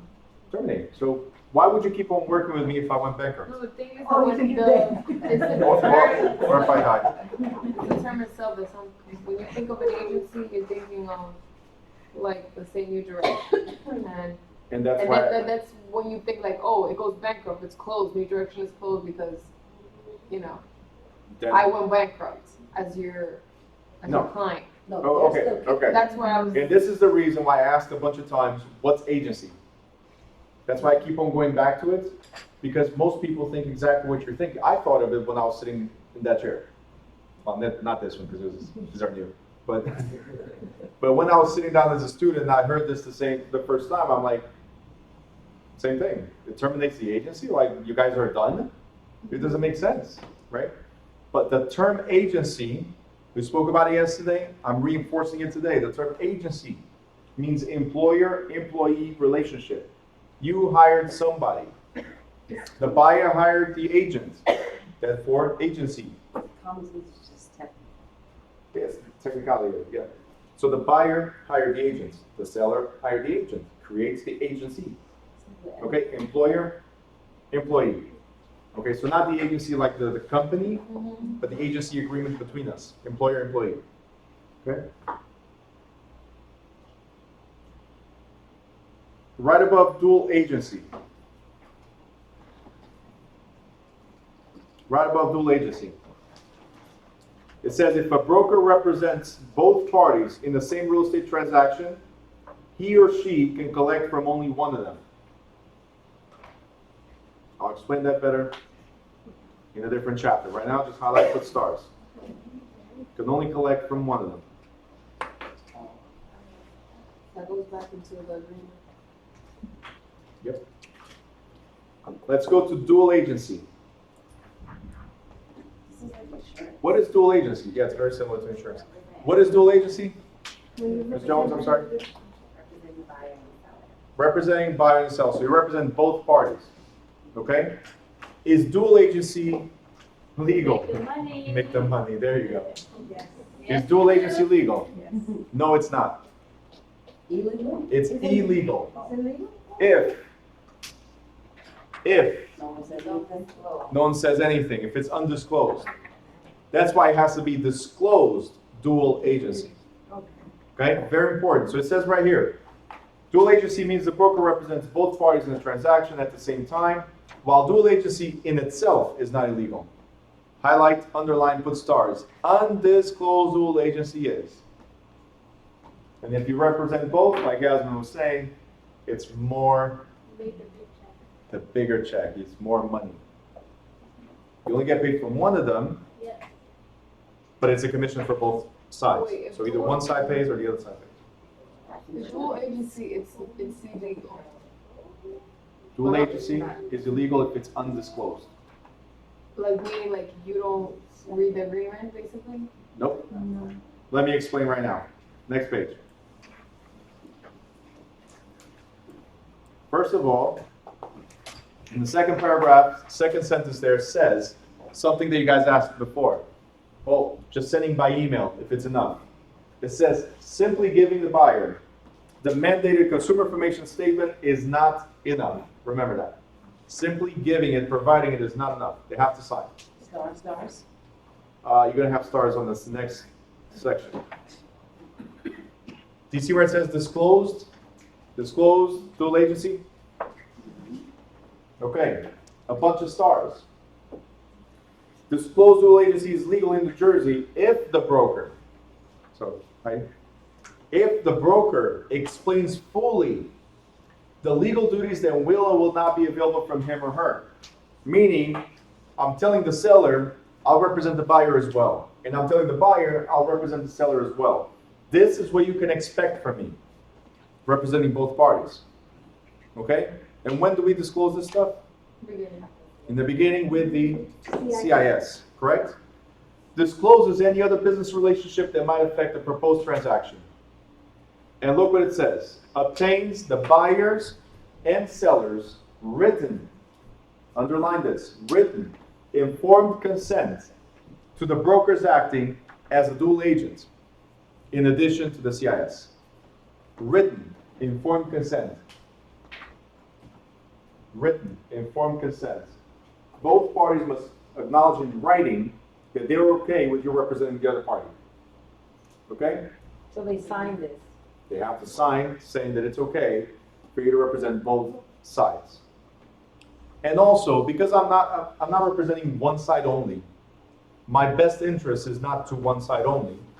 I should recommend that they hire a lawyer to represent you. See, I represent both in the transaction, but who's going to represent you? So each party may want to consult a lawyer for a transaction. You don't have to. Necessary, but you Not have to. necessary, but you It's should. better, yeah. Does this make sense? Yeah. Questions? Any questions? Yes. Sometimes you have two agents working for both parties. Technically, no. Why would you have two agents working for both parties? Because sometimes you have the seller and sometimes the other can have the buyer, but it's Ah. the same company. But still, understand one thing. It is the same company, but different salespeople. So they still sign different CI. Different CISs, different contracts, different everything. Even though they're going into contract and saying you can live around it. Well, here's the thing. You are an agent, I'm an agent, we both work for the same company, okay? But when you prepare your contract with the offer that you're going to present to me, you're representing the buyer. So your agency agreement is you, your broker, and with the buyer. Mine is me, my broker, which is the same, and the seller. But it's still independent of us, each one of us. Okay, so we can have 100 agents in the office. We're under the same agency, but we're still independent. Okay, you gotta remember that, we're independent. So if I'm hired by the buyer, it's an independent agreement. Independent of what? Of yours. Does that make sense? So, same agency, but different agents. CIS must be signed separately. Now, if you represent the seller and the buyer, it's the same information. Same contract, same everything. Gotta be signed that they agree to be for you to represent both sides. Okay? If you represent the buyer, I represent the seller, we're in the same agency, you're now representing both sides. Got it? And so when you do urgency, that comes to act when you don't explain this to the buyer or the seller. And seller, not or, and. And the seller. Okay, very different. Not or, That and. this is illegal. It becomes legal once you explain to buyer And they agree. and seller. And they agreed to it. Correct, And yes. signed it. Mhm. That's right. On the right-hand side, it says conflict of interest.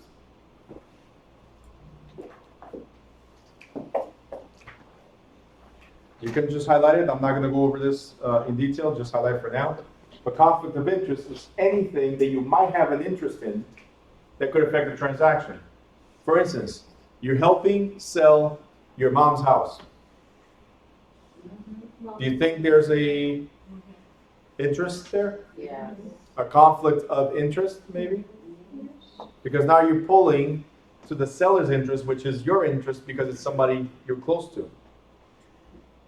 Does that make sense?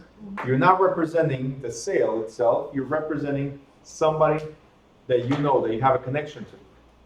You have an emotional interest in it, for instance. If it's a partner that's selling the property, same thing. It's not emotional, but it's a financial interest. Everything must be disclosed. That's why when you go buy a property, when you're the one buying a property and you're licensed, there's one question that says, is any party to this transaction a salesperson? And there's a checkbox. Seller, buyer, both, or none. Does that make sense? Because if you are a realtor, there's a conflict of interest. You have an advantage. What we're talking about conflict of interest here is an advantage on the transaction. Does that make sense? Okay? So very important. There's actually a question in Chester too about it. Mm-hmm. Well, there's a bunch of questions. I mean, I'll tell you right now. I looked at it blind because I was confused. I wasn't sure. Okay, but I'm going to tell you right now. This chapter is mainly about disclosures, and from here on, we're going to talk about disclosures. For all the chapters, there's going to be something that's disclosure. Okay, so if you don't disclose information that could affect the transaction, you can get fined, you can get suspended, you can get revoked. Okay? Yes. If we're licensed in New Jersey, are we able to do anything of New York? Like as Wait a far as with a New York agent? You can recommend or refer to a New York agent, Can work there. and you get a referral fee. Can you work in New Jersey? No. I'm sorry, in New York? No. But can you refer to somebody in New York to do the transaction for you? Yes. You get a referral fee. Do you want to work in New York and get paid New York bucks? You get a New York license. But why would I get a New York license when I can get New York money or a percentage of New York money sitting in your chair in New Jersey? Let the experts handle New York. Okay? I didn't close, but I had this referral that I did to New York. Didn't close because of buyer's issues. I referred the buyer to a property in New York. the commission on that referral was a little bit over $30,000. Now, I drove there just to see the apartment, the condo unit that they were buying. I drove just to see it because I was curious about it, right? But did I have to go? No. If they closed, I would have received $30-something thousand. Just for the referral? But what if it's, So why would I get a license in New York? what if it, like you How much said, does the seller something get? personal, it's like a personal relationship? That's different. That's what I mean. If it's personal, I'll definitely refer. Much better, no conflict of interest. And no emotions into it. I'm telling you. I don't list my properties. My own properties, I do not list them. It's the same thing as you're gonna show property and the seller is there. Tell them to leave the house. Because as the buyer is walking, you're gonna say, oh, who did this? Seriously, this is really bad, or oh, this is really nice, or, you know, look at that picture, You know how much I nice paid for family. that? Exactly, so you want the emotional detachment, okay? You wanna make sure the seller is never there, that's why I don't list my properties. I wanna make sure I'm not emotionally attached to property. The property seller. Same thing, concept is the same. If it's your friend, if it's a family member, if it's anything like that, give them to somebody else. I'm telling you right now, It's less complicated. yep. This is gonna go on camera. My sister, I would never represent my sister. My dad showed probably like 300 houses before she decided which one she wanted. I would have fired my sister in a heartbeat. I'm telling you right now, family, friends, give them away. Real. Give them away. What'd you say? Anyway. All right, disclosure issues. We already covered this, right? Disclosure, right? Material information is what must be disclosed. In New Jersey, real estate brokers and salespeople are responsible for disclosing to a buyer any defects of a material nature that affect physical condition of the property. Again, we've spoken about this several times. If there's damage, let them know. Skip a few pages.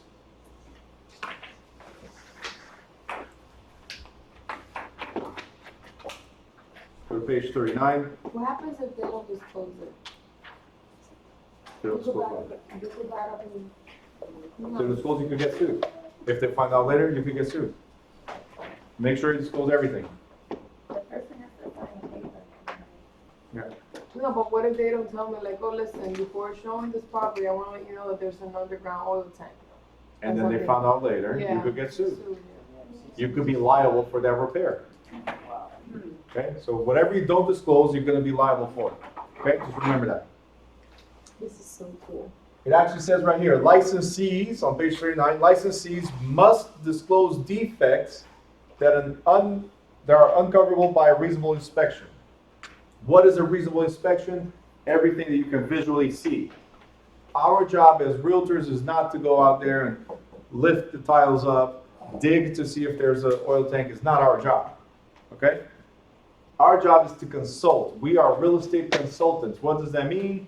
Mr. Buyer, you should have a tank sweep. This property is old. There's a possibility that it has an oil tank. Does that make sense? The seller says there's none. My recommendation is that you still get it done. If not, that's on you. It's Get it 200 done. bucks, just get it done. Better than losing more bucks. Exactly. 150 to 200 bucks is a tank sweep. Done. Or the paydays. All right? Now, let's say, because we said here, anything that's reasonable, something you can see. Let's say something you can't see, and the seller never told you. It says right here, guys, sellers should be aware, however, that the courts have ruled that they are responsible for revealing any hidden or latent defects to their real estate agents. A latent defect is one that is not discoverable by ordinary inspection. So anything you know that we cannot visibly see, the seller must disclose to his or her agent. Okay? Because that should be passed along to the other agent. As simple as that. So you got to tell the seller, I'm like your doctor. If you don't tell me all the problems, I cannot help you. Does that make sense? So anything you know about the condition of the property, I need to know. It's as simple as that. Do they play drum? Yes, all the time. All the time. I didn't know. Nobody wants to tell you that their house is falling apart. Right? Sell it for top bucks, even if it's going to fall tomorrow. Okay? Question. Has anybody ever bought a car? Okay, cars. Raise your hand. You bought a car. Did you ask for a report on the car accidents? Yes. What is it called? Last two. Carfax, right? Do you guys know that there's one for properties as well, for houses? House facts? House facts, that would have been nice, right? Does anybody have any clue what it's called? Any clue what it's called? No? All right, cool. So here's the thing. An excellent source of information about past problems in any given building is the comprehensive loss underwriting exchange, or clue report. So if you have no clue what it is, it's the clue report. It's corny, but it sticks. Okay? So the reason why I want you to remember clue is when you're there, when you take the exam, I told you it's a multiple choice, right? So there's 4 answers, 2 completely wrong and 2 very similar. One of the answers says comprehensive loss underwriting exchange, the correct one. The other answer says comprehensive loss insurance exchange. Now, if we're talking about insurance claims, which one do you think would be right? The insurance exchange. In your mind, that's what it will be. But you got to remember, underwriting is risk assessment. Underwriting is risk assessment. So comprehensive loss underwriting exchange, it's a database that exchanges any losses that occur to the property. So when the insurance evaluates the property to be insured, they're going to assess the risk of insuring that particular property. Okay? So if you have no clue what to answer, just pick clue. Easy. Okay? I see confused faces, so just pick clue. Moving forward. That's what it's called. Comprehensive loss underwriting exchange. Okay? Yes? This is a requirement for all properties to report to? So when there's something that's by the insurance, just like Carfax, the only thing that you have on Carfax is whatever was reported to the police or to the insurance. Those minor damages, you have no idea. Right. And there's major damages that were fixed. Like having illegal porches put on the back of the house, Oh, I was talking about cars, but yes, illegal porch. so they could have sued the agent for that. The agent for a porch? No, The it seller. was illegal, oh, the seller. How's the agent, guys, how's the agent gonna know? You said something about we could be liable for the stuff we don't know about? No. Sellers could be liable for not giving you that information. Oh. That's why our job is to ask questions, as many questions as you can. Really, you're going to be liable for somebody putting, like finishing a basement? You're going to be liable for not asking the question. I'm going to address that in a second. Oh. Yeah. Oh. All right. Next, it says New Jersey Administrative Code says that social conditions and psychological impairments are not considered physical conditions. So what we must disclose is physical conditions. So here's my question. If somebody dies in the house, must we disclose? No. Why not? Yeah, because this. Wait, I asked a It's question. not a physical condition. Wait, why not? Yes, because it's not a physical condition. It's not a physical, it is of the person, Yeah. but not of the house. You don't want to tell somebody, oh, my grandma died here, or someone someone hung herself. And this No, closet, I would not buy that. Say it louder.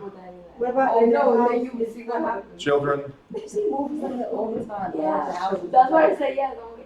children. Question, go ahead. What about if the house is haunted? What about if the house is haunted? First of all, prove to me that it's haunted.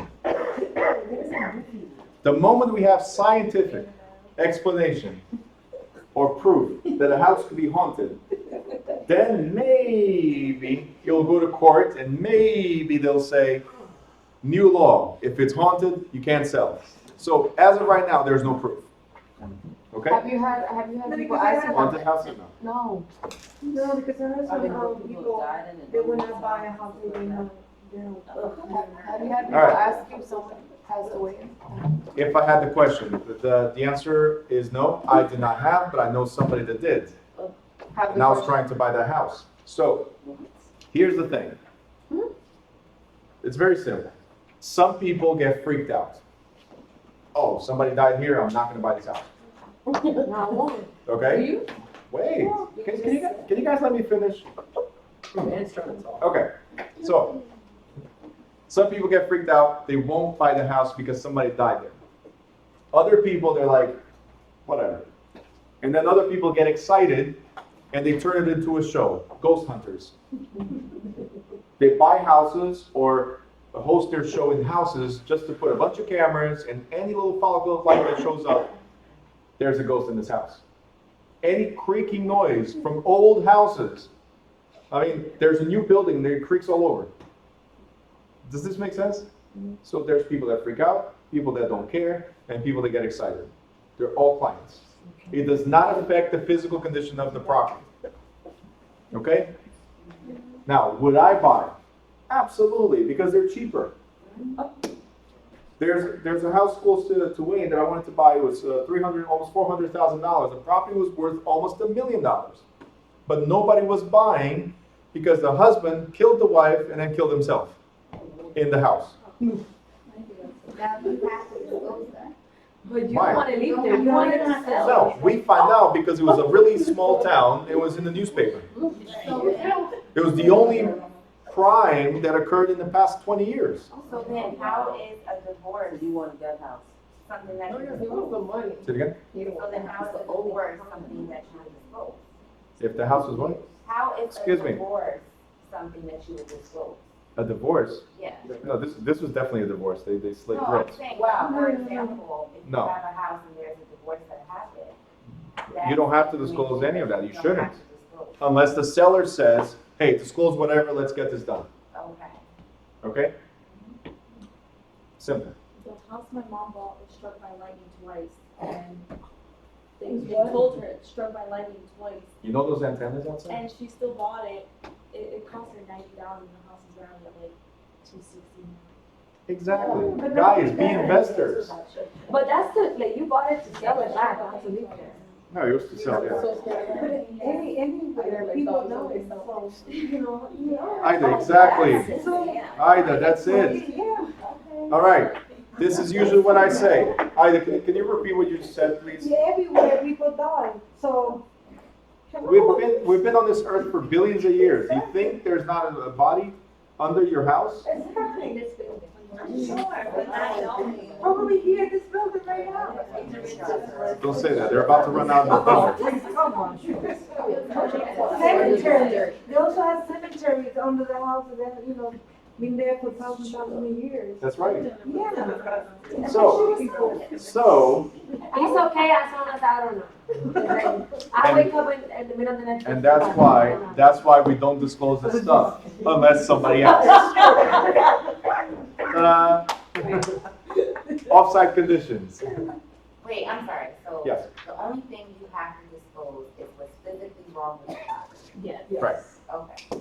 Like if you go in and you see the head of the door, That's not physical. Like if their house get flooded and she's stuff like that. inside the house, You saw a doll. Get the dollhouse out of there. That's it. I can't. That's it. You don't know. It's like the same secretary. If the secretary comes in the middle of the way and says, hey, we got the divorce. So it's like if the house get flooded and then. If there's floods, all that stuff, yes, that's important. It doesn't Okay. say that. Offsite conditions. Question, what do you guys think offsite is? Not on your property. Not on your property. Write that down. Offsite, offset. Offset. Okay, great. So, offsite conditions not on your property. Now, I got a question for you. If it's not on your property, why do we need to know this? Because it could affect you. Exactly. If there's some flooding on next door, it could affect you. So New Jersey Supreme Court ultimately held that conditions beyond the limits of a property may be considered material facts that must be disclosed to prospective purchasers. That means heirs and, right? Like what? I remember when I took real estate in college, they told us something like so high on the air and on the side, like Oh. there's measurements? So that, yeah, it actually half mile up. Grass. In this example, it's like half mile, Yeah. okay? So as a result of this decision, 2 disclosures for offsite conditions are now included in all contracts. One refers to new construction, the other to resales of existing properties. The new construction notice includes a 5-day period in which the purchaser may cancel the contract. So underline 5 days, underline may cancel. Remember this, if it doesn't say business, it's calendar days. So you put an offer, it's accepted. It goes into attorney review. You close attorney review, you now have 5 days to cancel the contract, 5 calendar days to cancel the contract. Once you find out that there's an off-site condition, something that could affect your property, you can back out. But this is only for new constructions. The resale notice does not include, so underline that, does not include a similar right of rescission. It's only for new construction. So if you buy a house and then have potential to do construction in front, like, obstruct your vision. Think about this, nobody lived there before. New construction, nobody lived there before. They knock it down, brand new. Nobody lived there before. If you're buying from somebody else that is already living there, not the construction company, not the builder, right? Then it's a resale. So if there's a brand new construction, nobody lived there, you're buying from the builder directly, that 5 days applies. Okay? Even if it's a rehab? What is a rehab? Did they knock it down? Did they strip it? Was there anybody living there before? 'Cause there's rehabs, there's rehabs where people live and we go stage by stage, like first floor, second floor. Does that make sense? So was there somebody living there before? Yeah. That's the question. Are you buying from the seller, like the regular person, or somebody that built it? Okay, somebody lived there before? So there's conditions to this. Okay, so if you buy from the one that built it, it's considered new construction. From the one that built it, nobody else living there, new construction, okay? A new construction could be I stripped everything down just to the 2x4s, put it back, everything back in. That's a new construction. Because obviously, if it's just a 2x4, it's a skeleton, nobody's living there.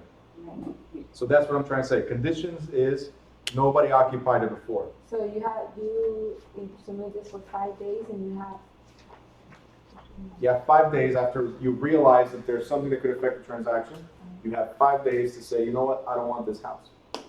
Because there's something next door that could affect my property. Okay?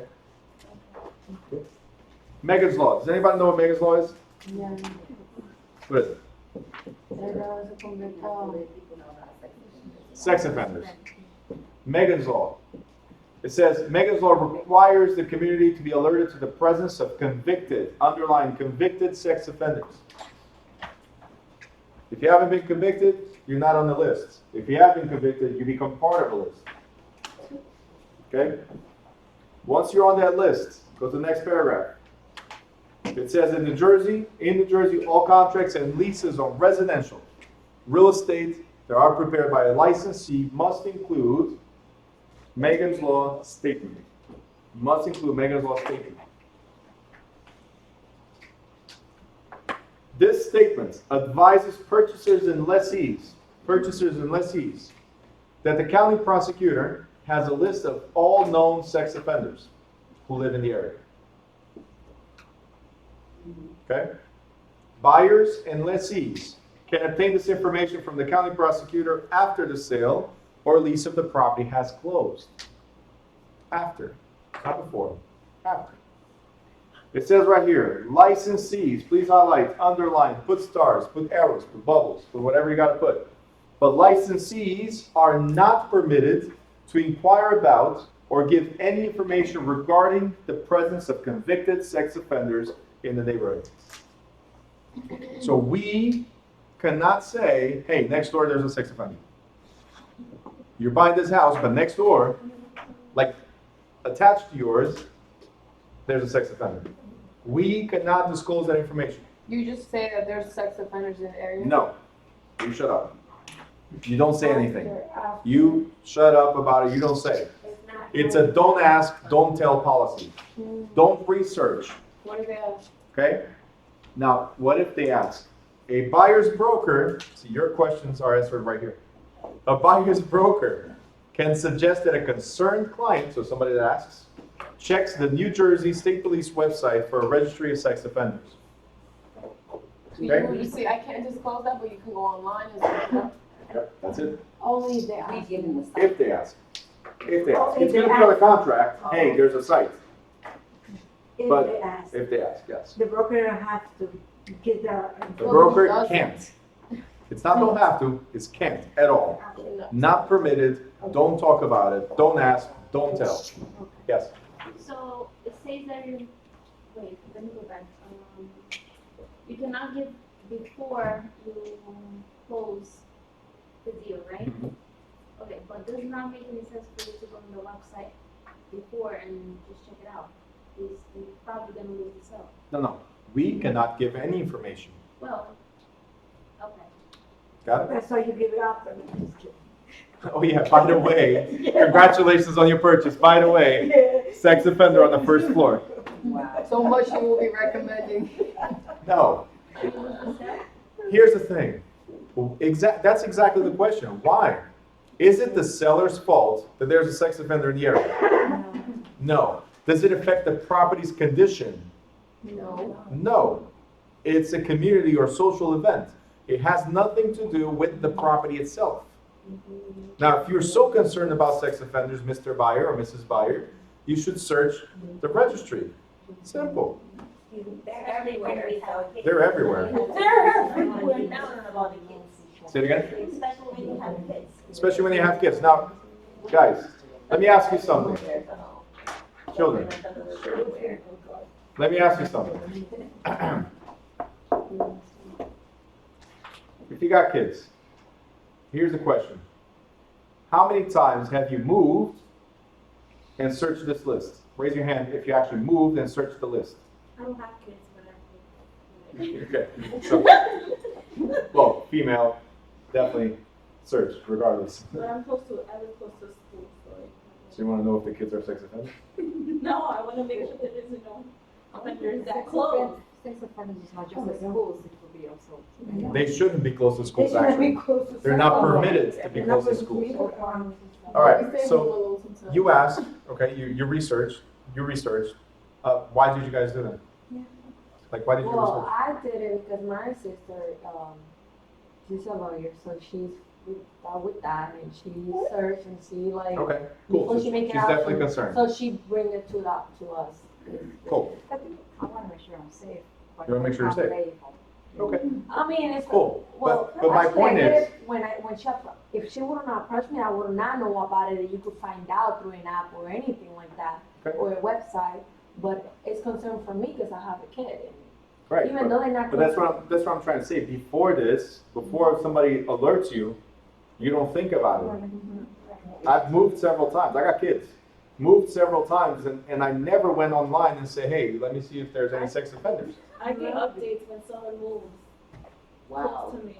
I get it on my email. Okay, yes, there's apps, there's a bunch of stuff. By the way, do not download that app, do not research, because you're gonna freak out. Yeah, Some of these people on this list, by the way, real quick, some of these people, gotta move forward. Some of these people on this list, they shouldn't even be on the list. Do you know what sex offense is? And you're not, But there's some people that aren't on the list that should be on the list. Do you know? Correct. Do you know what gets you on the list? Someone, like, properly. Say it again? It's a sex crime. A sex crime, but how do you get on the list? any, If you get caught. You guys are awesome.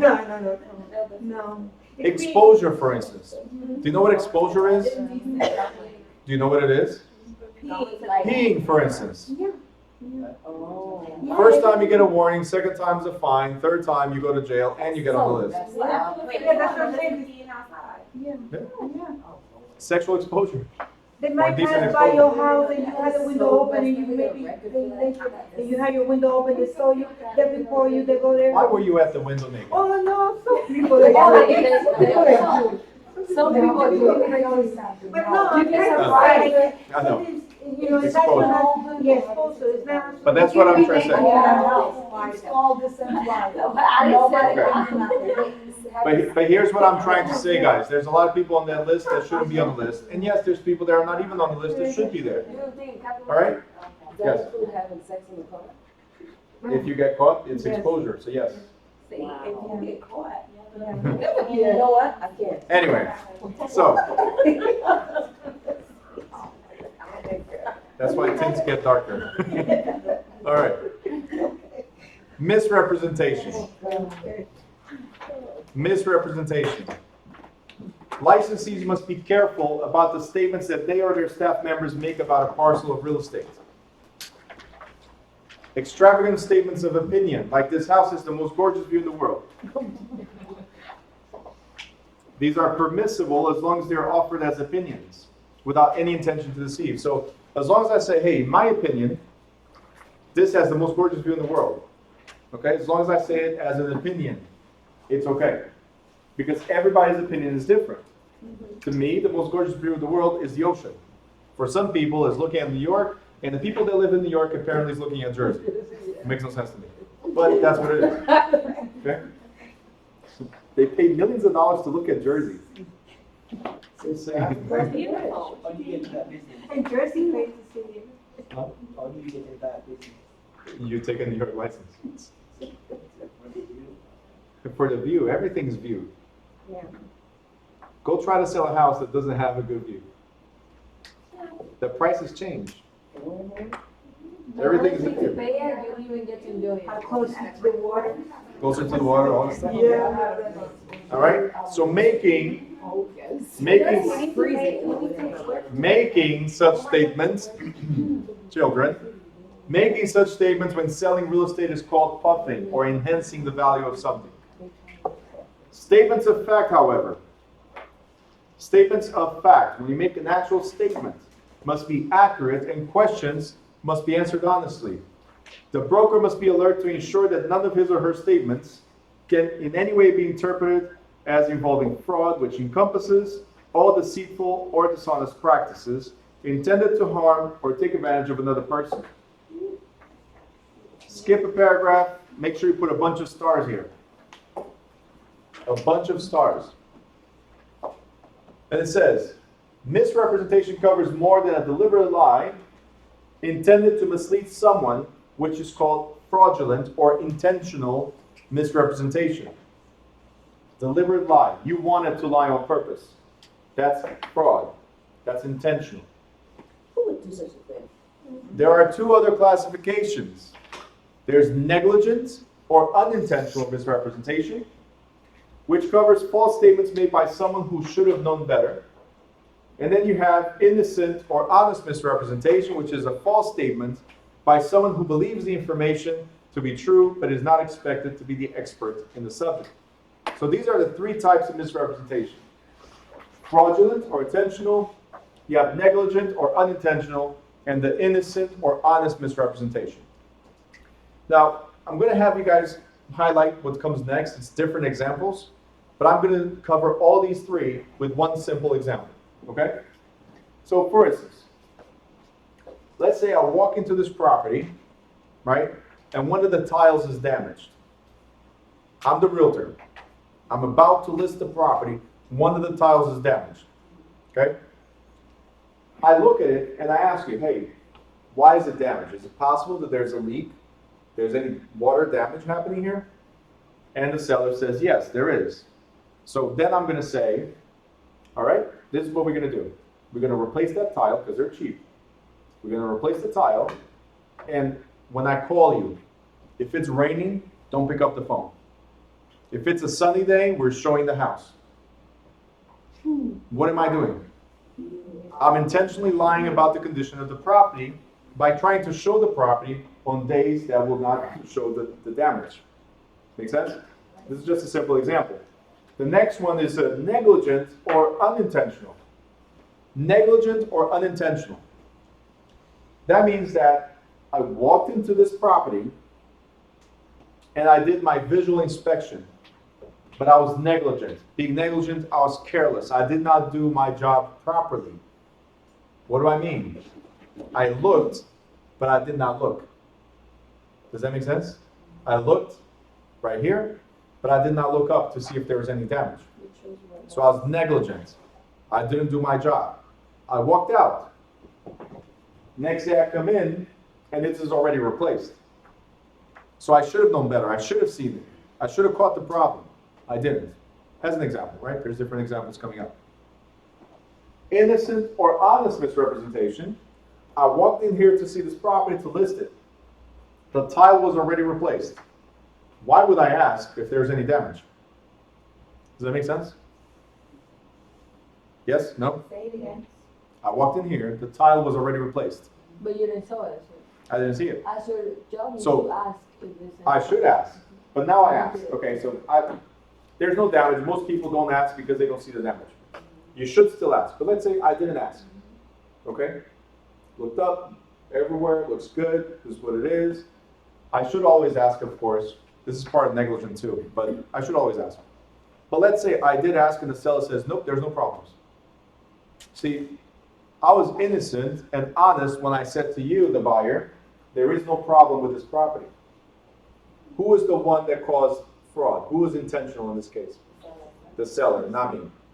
So I had honest misrepresentation. They had intentional or fraudulent misrepresentation. Okay? So there's different examples there. You guys can highlight it. So if the seller has a problem, but he doesn't tell the seller, the agent, Okay. and then they go sell the house, and then the guy, the both parties, they don't know. Mhm. But then it was the guy's fault in the beginning. And your fault, you didn't not ask. selling anybody. Mhm. So who's helping? So let me show you in a little bit, actually. I'll answer that in a second. Okay? I have an answer for that too. Actually, the book does. So just highlight this. Further down, highlight exactly as it is here. These are a few examples. Exactly as it is here.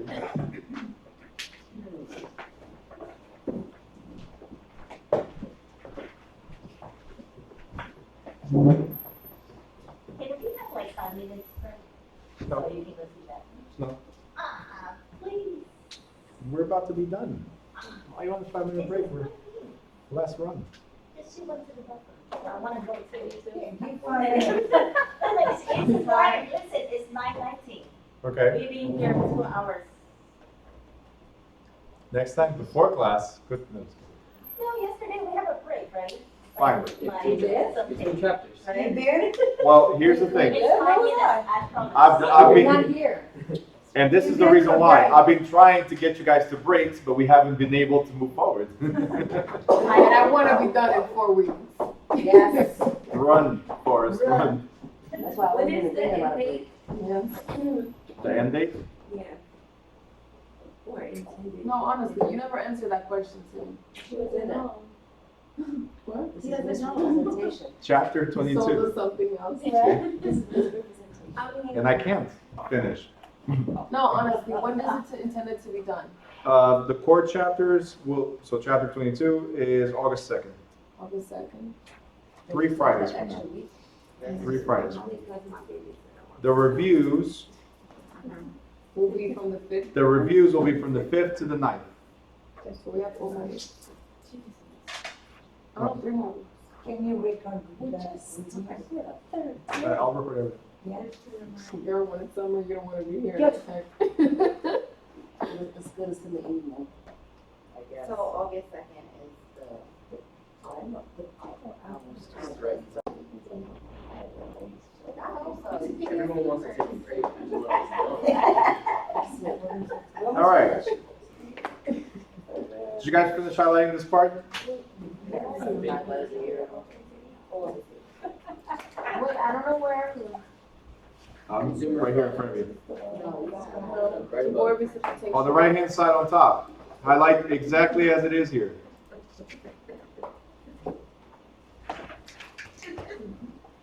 Bless you. I was called for the game. Oh, that was called, I'm sorry. Waiting for the glasses. Where is that? Where is that? On the right-hand side on top. Oh, thank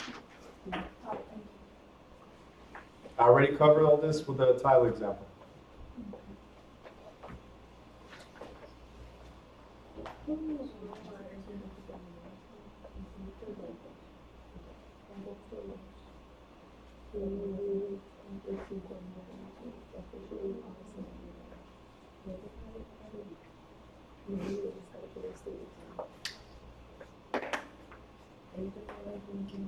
Go to where it says to avoid misrepresentation.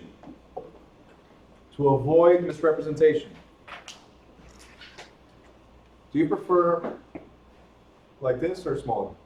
That's Is fine. it good? Okay. To avoid misrepresentation, very important. Never present opinions as facts. So it's not, we can certainly get you $300,000 for this house, but I don't see why we might not. So think about this. The moment you say, your property, $300,000, yeah, I'll get you $300,000. The moment you say that, you're making a commitment. Okay? So you can say, hey, in my opinion, and based on what I see on the market, on the comparative market analysis, properties in this area have been selling on an average of $300,000. I don't see why yours might not. Does that make sense? So if the average of properties similar to yours sell for $300,000, then most likely your property will sell for $300,000. Most likely. Am I making a statement? No, because if it sells for $320, we all happy. But if it sells for $280, you just made yourself liable for $20,000. Does that make sense? Because you're the one that said $300,000. I can definitely get you that. Okay. Absolute statements should be avoided, like not all copper plumbing when it looks from here, but it should be looks from here as. The phrases I believe or I was told by the seller are more accurate than the roof is 5 years old. Okay? So many requests for information should be met by referring the questioner, so the questions, directly to the expert source, like the city zoning bureau, mortgage counselor, building inspection engineer, or lawyer. The agent thus shifts responsibility and cuts down the chances of giving faulty information in specialized areas. You got it? So to make it simple, for those of you who did not understand this, can you do me a favor? Oh, Anna? Have to search for it. They didn't have to search for it. They made it what? Easy. Let me tell you the next big mistake most of us make. Raise your hand, and this is what keeps us from ever getting recharged. Ever. Raise your hand if you have a problem in your life right now. Raise your hand. If you don't raise your hand, you lie about other things also. We all do. I call it our monkey. And that monkey sits on your what? Back. And guess what people try to do with their monkey? They give it to us. And guess what we do? We take your monkey. It's not your monkey. Your job when you leave this class is to start practicing monkey maintenance. That's your job. I'm a master at it. Because here's what happened. People ask me this. Listen, tell me. If I buy this short sale, do you think that I'll get at least 20 or 30% equity? That's a great question. Let's do this. Let's ask the appraiser that question, and then they can let you know about the equity and how much equity you have in the property.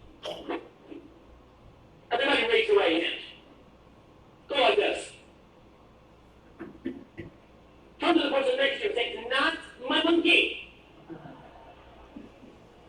Let me tell you how serious I am about the monkey. If this is all you get out of this class, it will change your life. Your life. At least 2 or 3 times a day I'll say to myself, it's not my monkey. That is not my monkey. I taught a class in Alaska. When I checked into the hotel, they gave me a sheet of paper and they said, Mr. Watson, you need to read this. So I started reading it. And you know what it said? It tells you what to do if you approach barging bear. I looked at it and I said, why are you doing this? It said, the way our property is set up is you're going to have to go down a trail into your cabin. And then, are you giving me this? It said, the way our property is set up is you're going to have to go down into your cabin. And on that trail, a couple of weeks ago, some mall there, and it tells you what to do if you're approached by bear. And you know what it said to do? Hold Can you guys see And it? on that trail, a couple weeks ago, mauled by a bear. And this tells you what to do. Oh, great, smart. Wow. That was not very smart, sorry.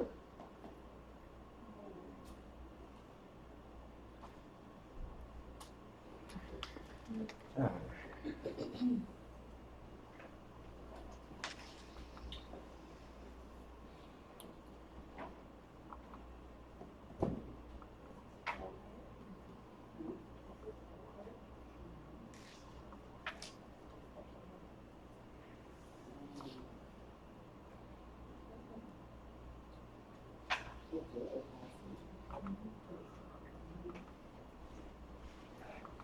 They made it what? All right, look over here real quick. Let me tell you the next big mistake most of us I make. brought it to the beginning. So Raise your hand, and this is what keeps us from ever getting recharged. Ever. Raise your hand if you have a problem in your life right now. Raise your hand. If you don't raise your hand, you lie about other things also. We all do. I call it our monkey. And that monkey sits on your what? Back. And guess what people try to do with their monkey?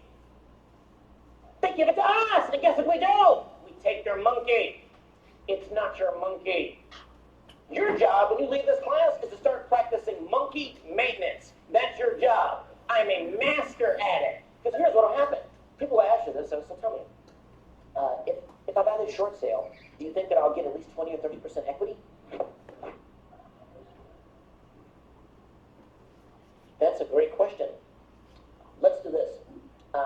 Let's ask the appraiser that question, and then they can let you know about the equity and how much equity you have in the property. Everybody raise your right hand. Go like this.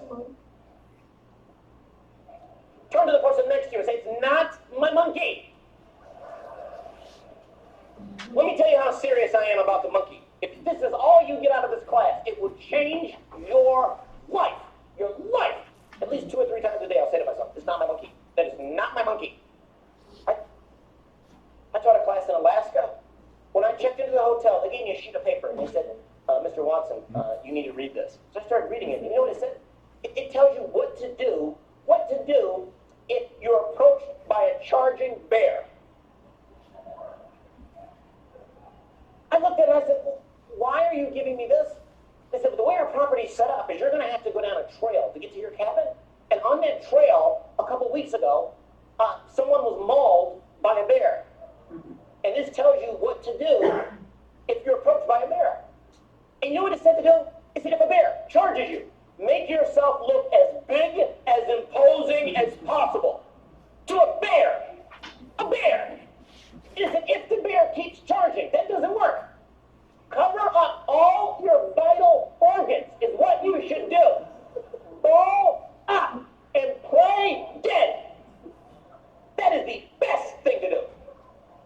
And it said in big letters on the paper, if while playing dead, the bear starts to maul you, do not scream.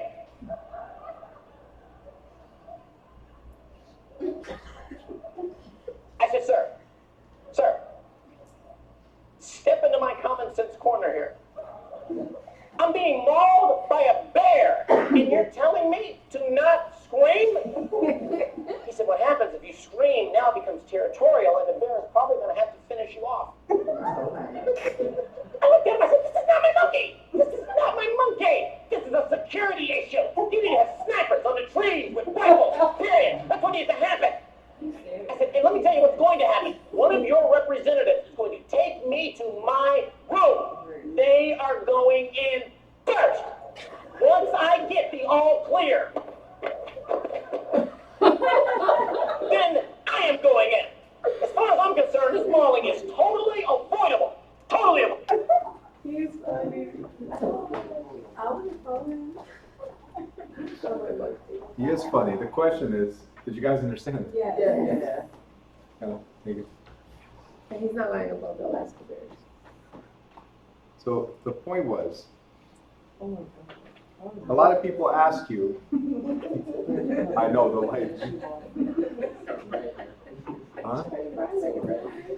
Okay, are we on this?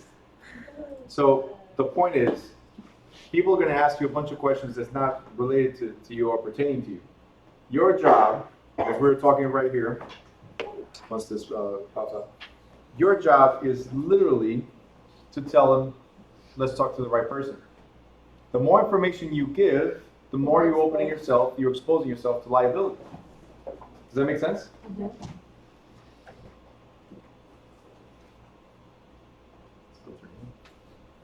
So that's the last sentence that we cover there. It said, many requests for information should be met by referring the questioner directly to an expert source. So the city zoning bureau, mortgage counselor, building inspector, or lawyer. In this case, he was talking about the appraiser, and then he talked about the security issue that has nothing to do with him, right? So the agent shifts the responsibility and liability to the other person, to the pro.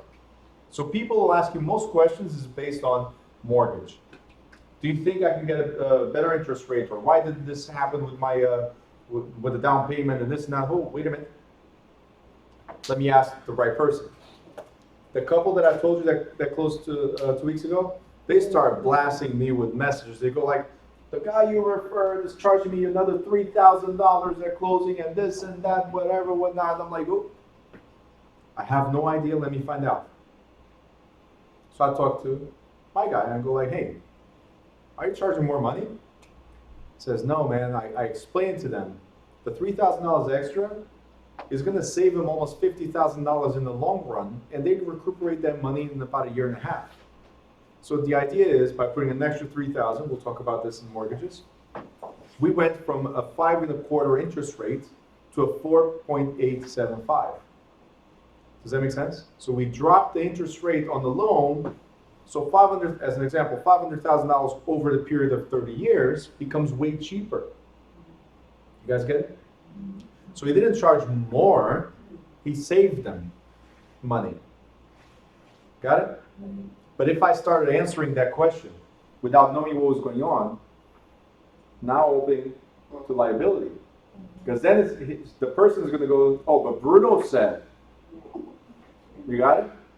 And that's what I'm trying to tell you guys. It's not your So what you did? monkey. Pass it along to whoever's responsible for it. So what you did? Well, you told them, let me find out. So how did you get back to the client? So he then called the client. Okay. And re-explain himself. Exactly. Does that make sense? It's not me. Like the day the inspection happened, I was there. But I was there and I was like this. Oh, but Bruno, what do you think about this? They're like, hey, Sabino, can you answer this real quick? So the inspector answered the questions. Because he is the professional, the inspector, not me. Does that make sense? Our job is to match make and then collect the check later. Through that whole process, we're counseling. We're explaining, we're guiding, we're personal trainers. I'm not going to do the work for you. I'm going to tell you what you have to do in order to get there. Does that make sense? That's our job. So stop trying to answer, especially legal stuff. Legal questions. No. Call the lawyer. You know what? There's something called emails nowadays. Send an email to the lawyer and CC the client. That's what I do. I put everybody in the chain and I say, hey, lawyer, my client has it, our mutual client has this question. Could you please reply to all?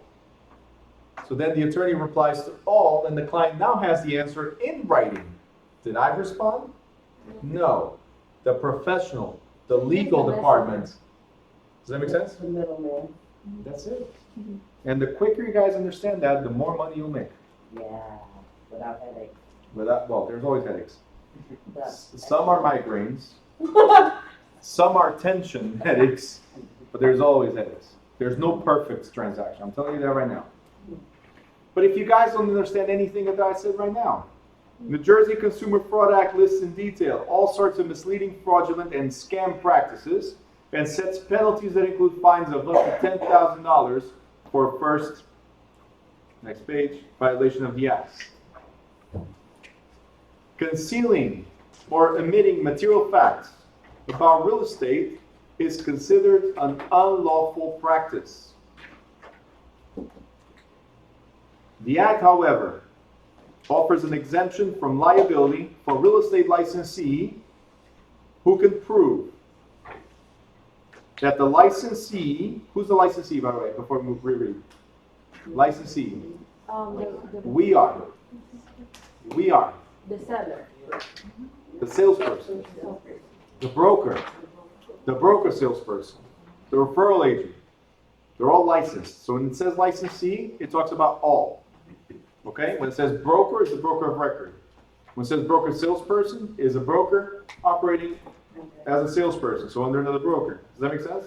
But if it says licensee, anybody that's licensed, right? As long as you can prove that you had no actual knowledge, first bullet point, no actual knowledge that the information provided was false, you made your effort, so a diligent effort, to learn the truth, including your visual inspection of the property, and most important of all, you're asking me, what if they don't disclose? And I told you it's coming up. If the seller doesn't tell you what the problem is, well, it says right here, the broker or salesperson was relying on information provided by the home inspector or similar specialist, government employee, or, make sure you underline this, the seller's property condition disclosure statement. So the seller should fill out a form of everything that they're saying. The roof is 5 years old, or I have no idea. The section that talks about mold, there's no mold.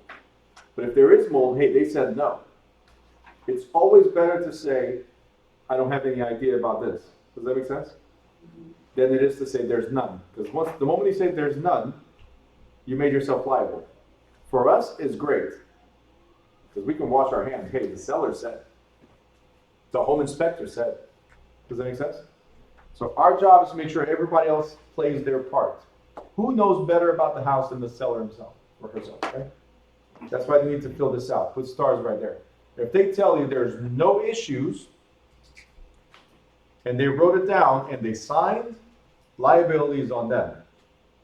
And that's what we've read right now. As long as you can prove that you're relying on somebody else's provided information, then you should be okay. Yes. So then you just say, okay. I like how you don't raise the hand the normal way. It's not like, hey, she's like stretching.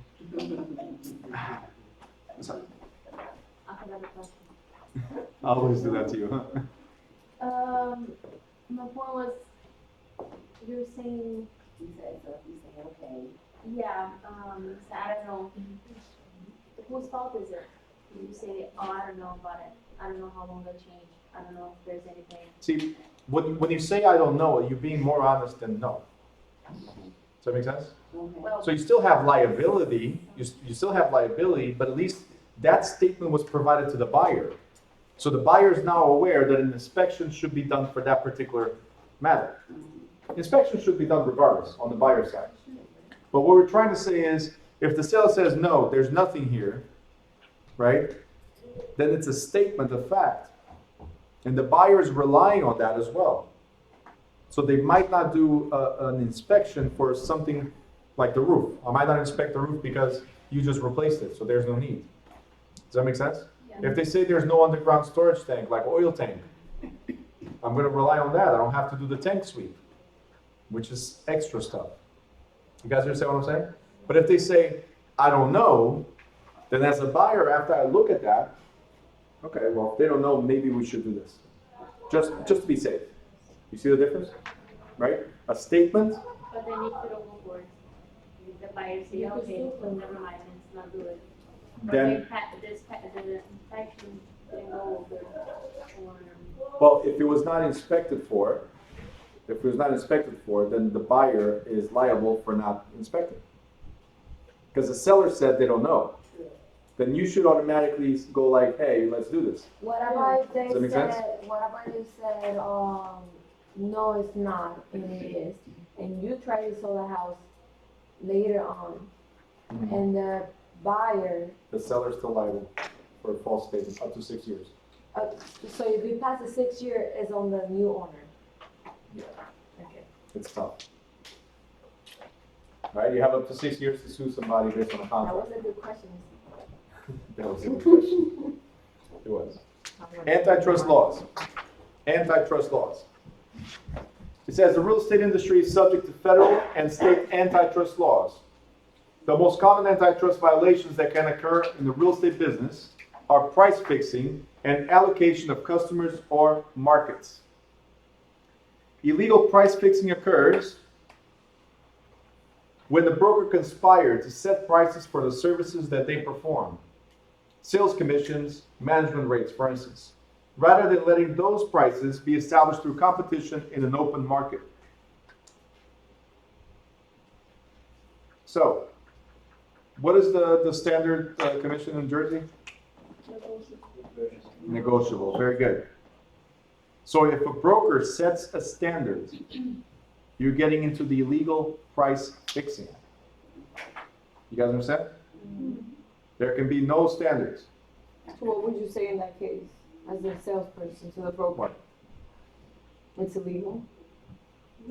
No, I'm just saying it's negotiable. What I'm saying is if your broker sets a standard, That's what I'm saying. and then you discuss with the broker across the street, like you're at Remax, you go to Keller Williams and say, hey, our office is doing 5%. And all of a sudden they start setting the standard as well, right? You cannot be doing 5%. It's negotiable. You cannot advertise your commission as 5%. It's negotiable. I know. That's what I'm trying to say. But what if your broker, that's not even a possibility? Advertising to the public. Can I as the broker tell you guys, hey, let's do 6% or 7% or 8% this month. This is the 7% month. We're in No, July. that's what I'm saying. Like, it's you. Okay. You're on your right to say, listen, it's negotiable. There's no standard. Mhm. Would Right. you say that? Yes. Let me show you the difference real quick. You guys are my agents. And I'm telling you guys, we're in July. 7th month of the year, right? Let's bring 7% commission contracts only. Within the office, I'm trying to create an incentive for you guys. You understand? Yes? Ready? Yeah. Within the office, I'm creating an incentive to you guys. This is not open to the public. This is when you go out there and talk to your clients, you try to negotiate a 7% commission. It's not a set standard. It's me pushing you to get more money. The problem with illegal price fixing is when you announce to the public, we're doing 7%. Okay? One thing is motivation. Guys, let's push for 7. Another thing is, hey, everybody, we're doing 7%. Come to us, we're doing 7%. That's like that. Your job as a salesperson is to, if anything is illegal or anything is fishy within the office, is talk to your broker first. Does that make sense? That's your job. If you feel something is wrong, talk to your broker. Let them explain why is it legal or illegal. Does this make sense? Yes or no? Yes. Okay? But the moment it's advertised to the public, and when I say public, it's just you talking to a colleague from Keller Williams, from Century 21, from whatever, and telling them, hey, we're doing 7%. The moment you advertise to the public, it became illegal price fixing. Okay? Careful. You could get sued big time. Yes. You know, the beginning, I think it's like commission for the real estate. When you sell a house, it's all the same. It's not all the same? Nope. Why would commission be the same? No, it's like, because it's normal, it's, the people say, oh, it's 2 for the broker and 4 for the agent, or 3. Nope. It's 6, Nope. no? It's whatever you want. The average, what's common, is 5 or 6%. Right? That's the average. And then we split with the other people, we give them 2 or 3. Those are average, it's common, it's not a set standard. I think it's a There's no standards. Something that's common does not make it standard. She wasn't here yesterday. I heard them, yeah. No, that's what I'm saying. In my defense, Teja. I said, heard them. No, but that's what I'm trying to say. There's nothing standard. What makes it common doesn't make it standard. Okay? A standard will be something that's set in the contract, set in stone. Commissions are negotiable. There's no contract that can say commission is. No. Commission was negotiated on the value of.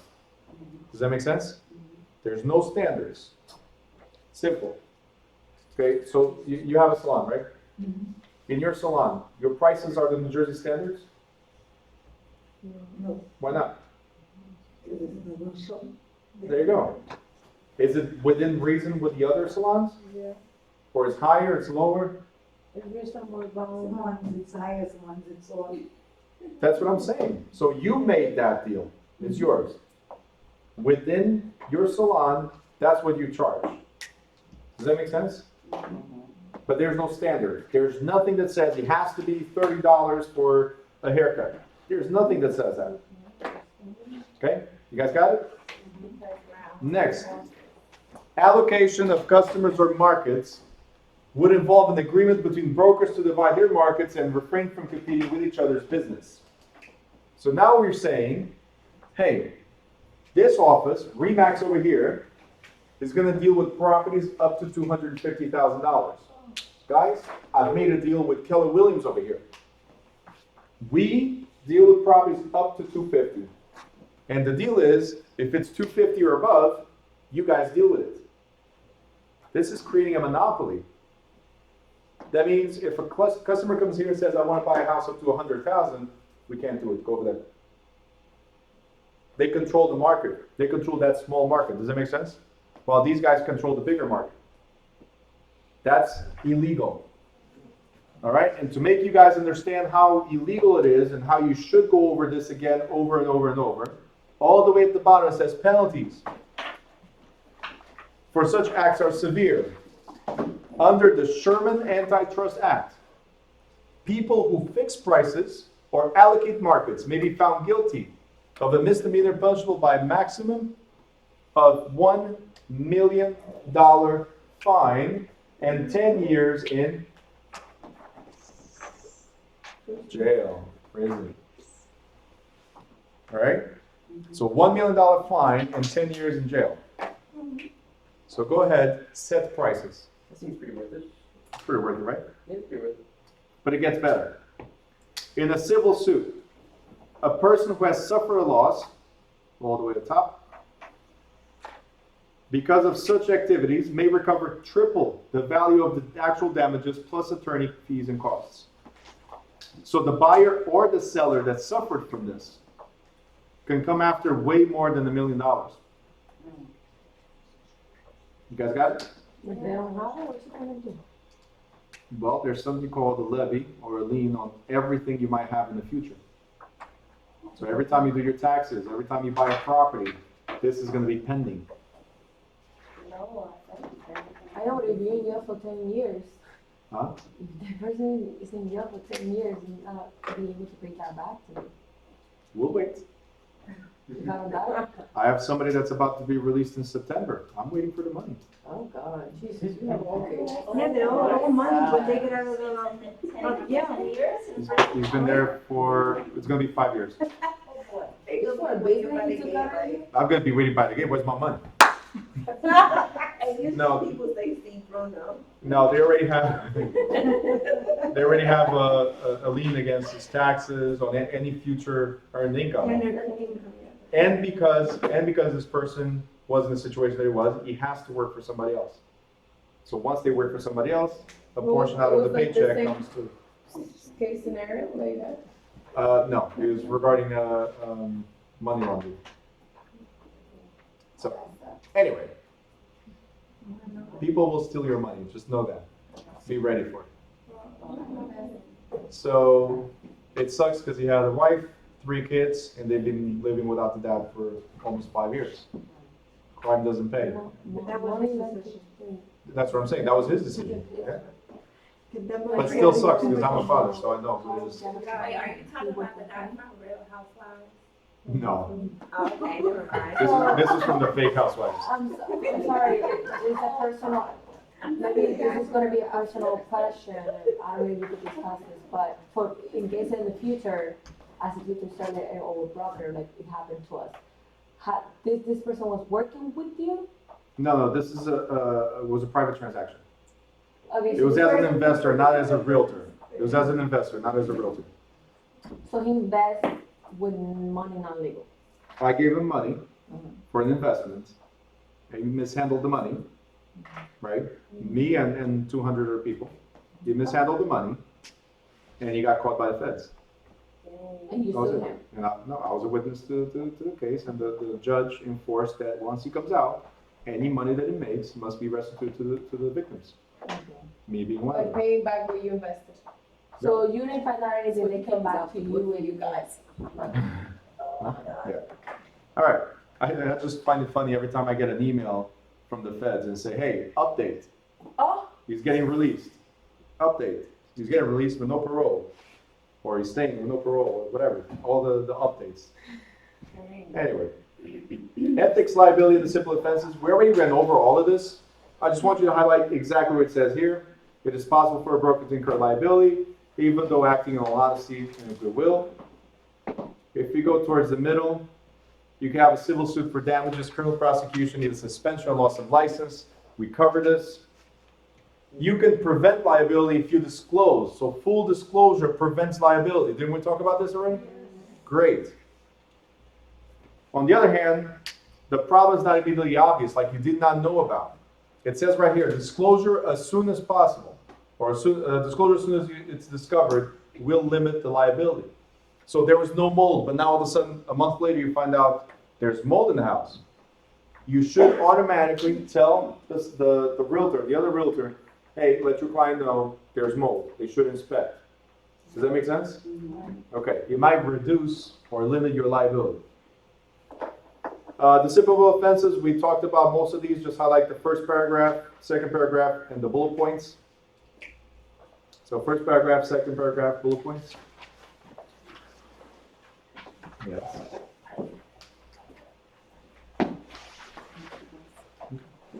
We're done. We're almost. It's just, I'm trying. Next page, 42.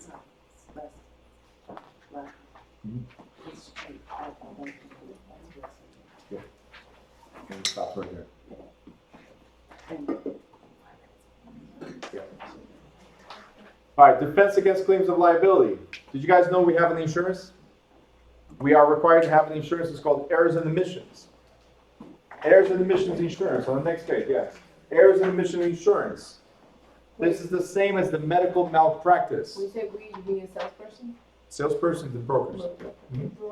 It's like the medical malpractice. If you make a mistake, right, there's an insurance to cover. What I want you guys to know is that it does not cover fraud. If you guys commit fraud, insurance will not pay for it. Okay? If you make mistakes, if you forgot to mention something, which is omission of something, right, you should be covered. That doesn't mean you go out there and just, hey, let me not say this, let me not say that, let's get the deals done. No. But you should be covered. Dual contracts. Dual contracts. It's two contracts. You can highlight the whole thing. It's two contracts for the same transaction, same seller, same buyer, same house, different values. Okay? So you're buying a house for $300,000. You have a contract of $300,000, but there's another contract of $350,000. Same house, same seller, same buyer. Dual contracts. Bless you. This is illegal in New Jersey. Okay, other states might be okay with it. New Jersey says no. You cannot have two contracts for the same transaction. Now, why would we have a $300,000 contract, which is the true price, and a $350,000 contract on the side? So you don't lose? Nope. It's the same seller, same buyer. Oh, to ask more money for repairs? To get more, no. You're almost there. To get more money from the bank. Yeah, to get more money from the bank and they get the repair on the house. Then let's tell the bank that we need repairs as well. What New Jersey says, if the property is sold for $300,000, then the contract must state $300,000. If you want a $300,000 plus money for repairs, then the price is $350,000. Does that make sense? Mm-hmm. It's whatever, it has to be declared whatever it got sold for. What they do, the scam is, let's send to the bank a higher price so we make more money. We put more money in our pockets. And nobody, it doesn't get declared the same way. That's legal. So Huh? that's illegal. between, so that's between the buyer and the seller. It's buyer, seller, everybody involved. So everybody has to agree for you to be able to do that. And then Correct. you guys all.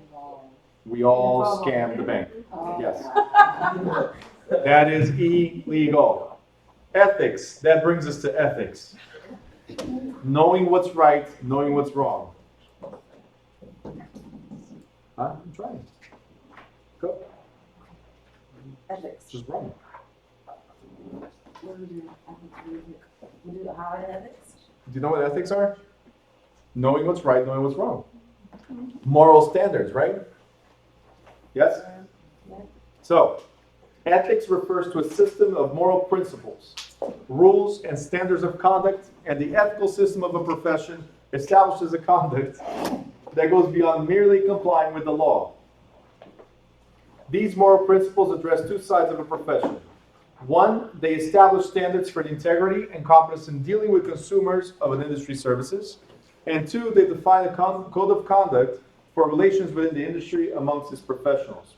What we're saying here is, there's a code, there's some guidelines which we must follow on how to deal with customers and how to deal with other professionals. Like for instance, remember the case before I mentioned that Janine got the client? It was Heidi's client, but Janine got it. Janine should have known that he was somebody else's client and should have handled that properly. Does that make sense? Yeah. Run, Forrest. Good Run. night. Good night. Good night. Run. So there is these guidelines. We have these guidelines, right? If you scroll down, it says professional organizations. Years ago, real estate brokers realized the need for an organization to assist them in improving their business abilities and to educate the public to the value of qualified real estate brokers. The National Association of Realtors, you guys remember I spoke about them? National Association of Realtors was founded in 1908 to meet this need. Highlight, underline, put stars. National Association of Realtors, founded in 1908. This organization is made up of brokers and salespeople who are members of local boards and associations and state associations of realtors that operate throughout the United States. And the professional activities of all realtors, active members of local boards are affiliated with the National Association of are governed by the association's Code of Ethics, underlying Code of Ethics, which NAR adopted in 1913. You said it was 8 something and then 1 something else. What? That was found in 1908. 8 brokers or 8? National Association of Realtors, Yes, 8 something. 1908. I don't remember. Code of Ethics, 1913. You're talking about NAREB coming up. NAREB was founded in 1947. Do we have to remember these numbers? And, That's the reason why I'm going over. The New York, Say it again. I didn't say it. There's a New Jersey one coming up. that was in 1921? Yes. Oh, Coming up. okay. Okay. So NAREB was National Association of Real Estate Brokers, whose members are called realtists. They're not realtors, they're realtists. Was founded in 1947 and is particularly active in the South. Its membership, generally composed of African Americans, includes individual members as well as brokers who belong to state and local real estate boards affiliated with the organization. So you have a few to remember. NAR, which is National Association of Realtors, 1908. Code of Ethics that NAR holds is 1913. NAREB is 1947. And now we have New Jersey Realtors. Next section says New Jersey Realtors. New Jersey Realtors is just an extension of NAR. That's what you need to know. It's an extension of NAR. The way it works, we have local boards, we have the state board, and the national board of realtors. You got it? So NJR, or New Jersey Realtors, is a state branch of NAR, National Association. Why do you want to be part of this membership? Because I told you, you guys are going to be salespeople, not realtors. For you to be realtors, you need to be part of the association. Why would you be a member? Because they offer a variety of educational courses and programs including specific courses leading to the designation of graduate of the Realtor Institute. So they give you resources, okay? Did you miss something? Then I missed something. No, no, no, please. Okay. I'm there, I'm moving. Okay.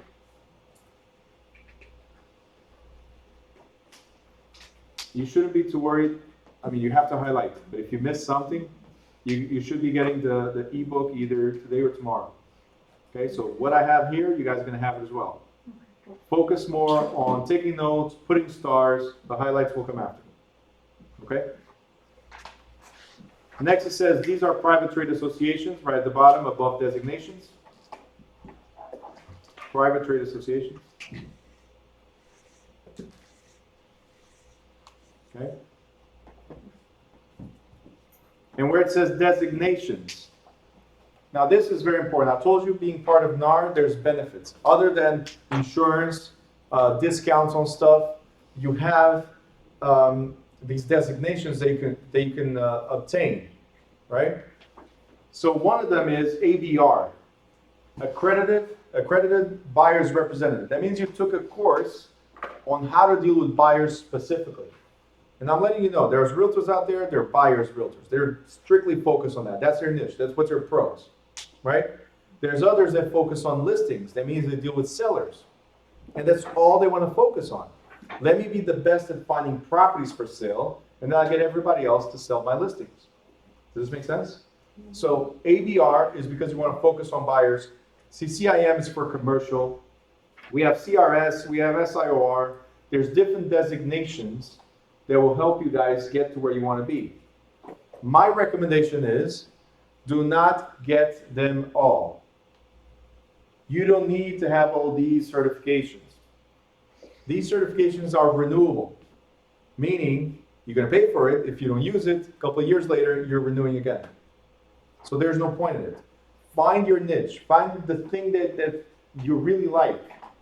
Focus on that. For instance, my niche, because I'm an investor, my niche is foreclosures, short sales. So you take courses that lead you to those areas of expertise. Does that make sense? I don't have any of these because these don't matter to me. Is this clear? Find what you're going to go for. If you want to deal with commercial property, then CCIM is the best. You want to be a property manager, then CPM, which is Certified Property Manager, is the course that you want. Got it? Yes? Cool. Get out of here.